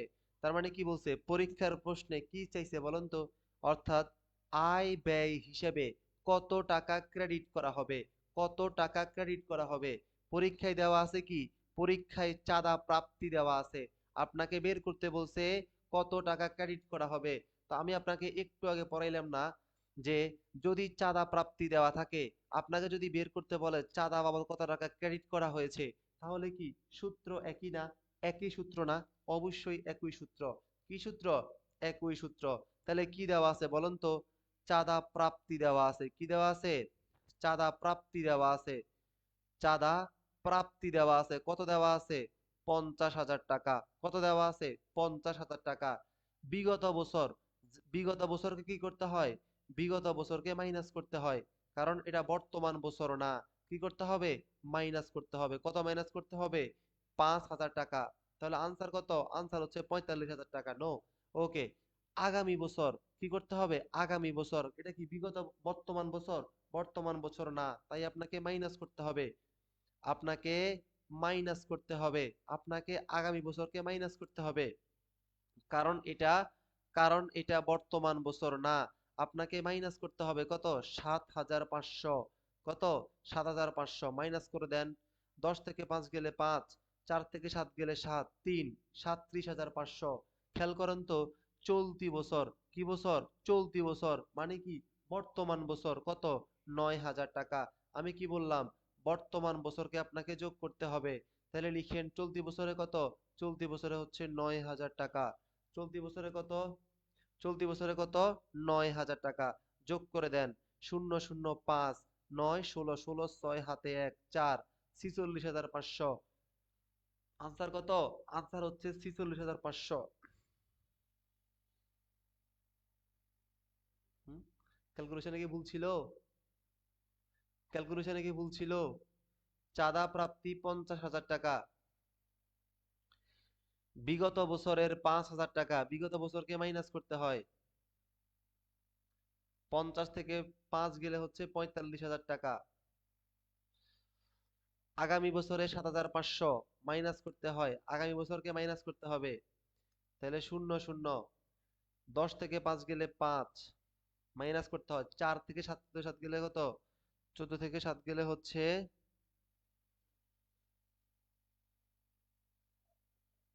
সবাই একটু ক্যালকুলেশন করেন তো।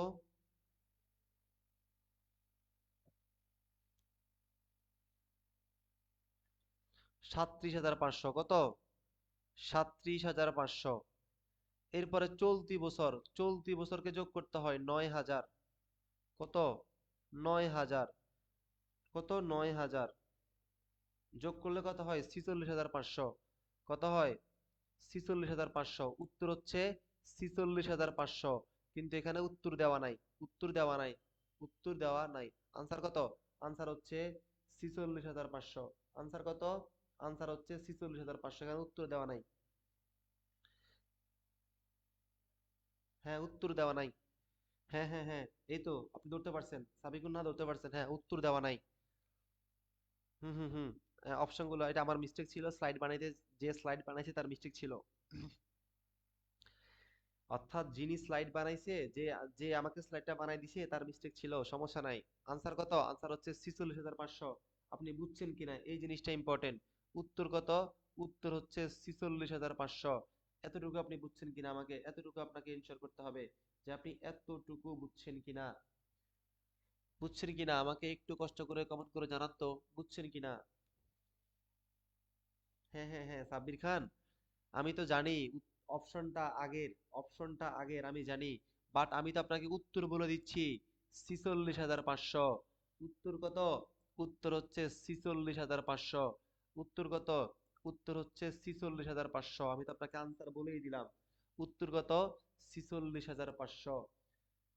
আমি আবার বলতেছি, চলতি বছর হইলে যোগ, চলতি বছর না হইলে বিয়োগ। যদি আপনাকে চাঁদা প্রাপ্তি থেকে, যদি আপনাকে চাঁদা প্রাপ্তি থেকে আপনাকে ক্রেডিট বের করতে বলে, আয় ব্যয় বের করতে বলে, একই নিয়ম, একই রুলস, একই সূত্র। আচ্ছা,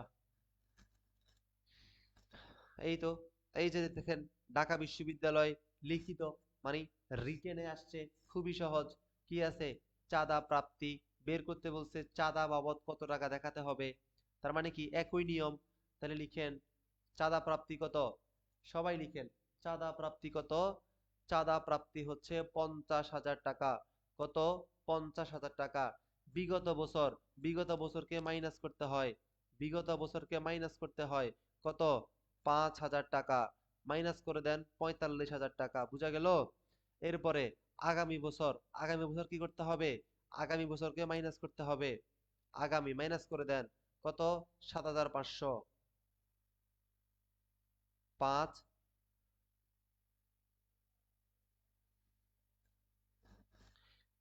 মাইনাস করে দেন, ঠিক আছে? তাহলে 10 থেকে 5 গেলে 5, 4 থেকে 7 গেলে 7, 3, 37,500। চলতি বছরকে যোগ করে দেন। চলতি বছরকে যোগ করে দেন। কত? 5,500। কত? 5,500। শূন্য শূন্য 10 হাতে 1 3 4 43,000 মানে হচ্ছে 37,000। 37,500 আর হচ্ছে 5,500। শূন্য শূন্য 10 হাতে হচ্ছে 1 8 5 13 13 3 হাতে 1 4 43,000 টাকা। আনসার কত? আনসার হচ্ছে 43,000 টাকা। আনসার কত? আনসার হচ্ছে 43,000 টাকা। আনসার কত? আনসার হচ্ছে 43,000 টাকা। বুঝছেন? এই যে বুঝছেন কিনা? শেষ।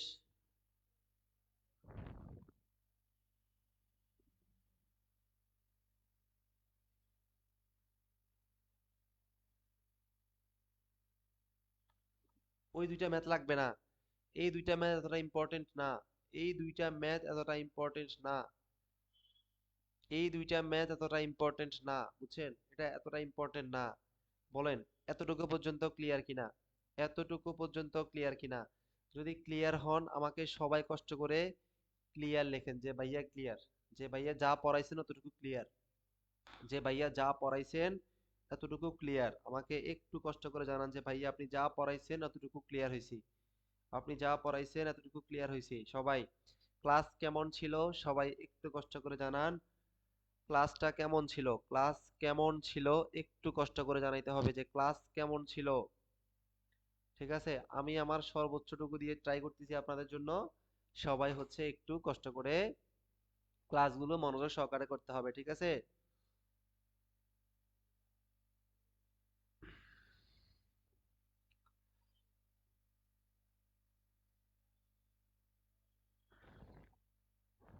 হুম, থ্যাংক ইউ সো মাচ। ঠিক আছে? ইনশাল্লাহ অ্যাকাউন্টিং আপনারা অনেক ভালো পারবেন। ইনশাল্লাহ আপনারা অ্যাকাউন্টিং অনেক ভালো পারবেন। আপনাদের জন্য আমি 5 থেকে 600 অ্যাকাউন্টিং এমসিকিউ আমি নিজে সমাধান করাই দিব। কোনো সমস্যা নাই।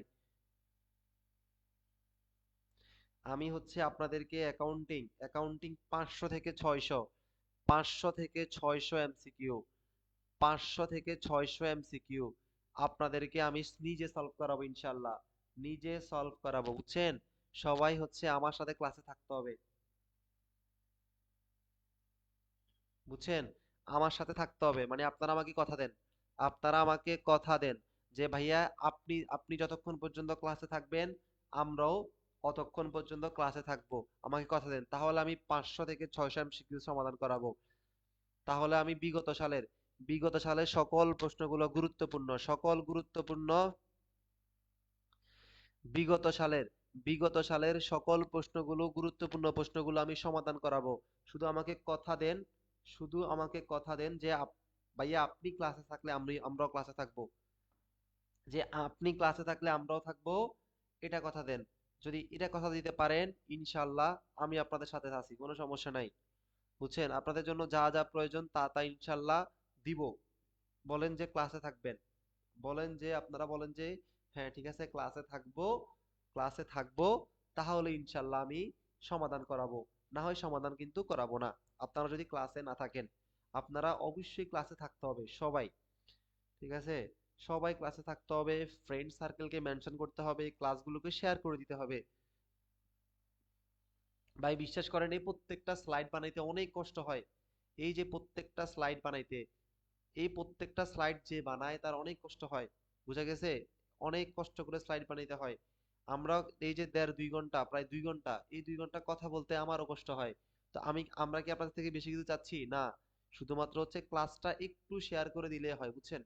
ক্লাসটা একটু টাইমলাইনে শেয়ার করে দিবেন এবং হচ্ছে বন্ধু বান্ধবকে মেনশন করে দিবেন। শেষ। এতটুকু করলে আমাদের কাছে কি আর কিছু আমরা কিছু চাই না। বুঝছেন? এতটুকু একটা শেয়ার করে দিলে তো সমস্যা হয় না। একটা আপনারা কত কিছু শেয়ার করেন। জাস্ট একটা শেয়ার করে দিবেন। ইনশাল্লাহ এতটুকুতে আমাদের এনাফ। বাকিটা আমরা আপনাদেরকে সমাধান করাবো। কোনো সমস্যা নাই। জাস্ট থাকলেই হবে ইনশাল্লাহ। ইনশাল্লাহ থাকবো। ইনশাল্লাহ। ঠিক আছে। ওকে। তাহলে প্র্যাকটিস করেন। এই পর্যন্ত প্র্যাকটিস করেন। ইনশাল্লাহ সবার জন্য অনেক অনেক দোয়া এবং শুভকামনা রইলো। সবাইকে আসসালামু আলাইকুম। ভালো থাকবেন সবাই ইনশাল্লাহ। দেখা হবে পরবর্তী ক্লাসে। পরবর্তী ক্লাসে অবচয় নিয়ে দেখা হবে। পরবর্তী ক্লাসে অবচয় নিয়ে দেখা হবে ইনশাআল্লাহ। ওকে, আল্লাহ হাফেজ, সালাম আলাইকুম।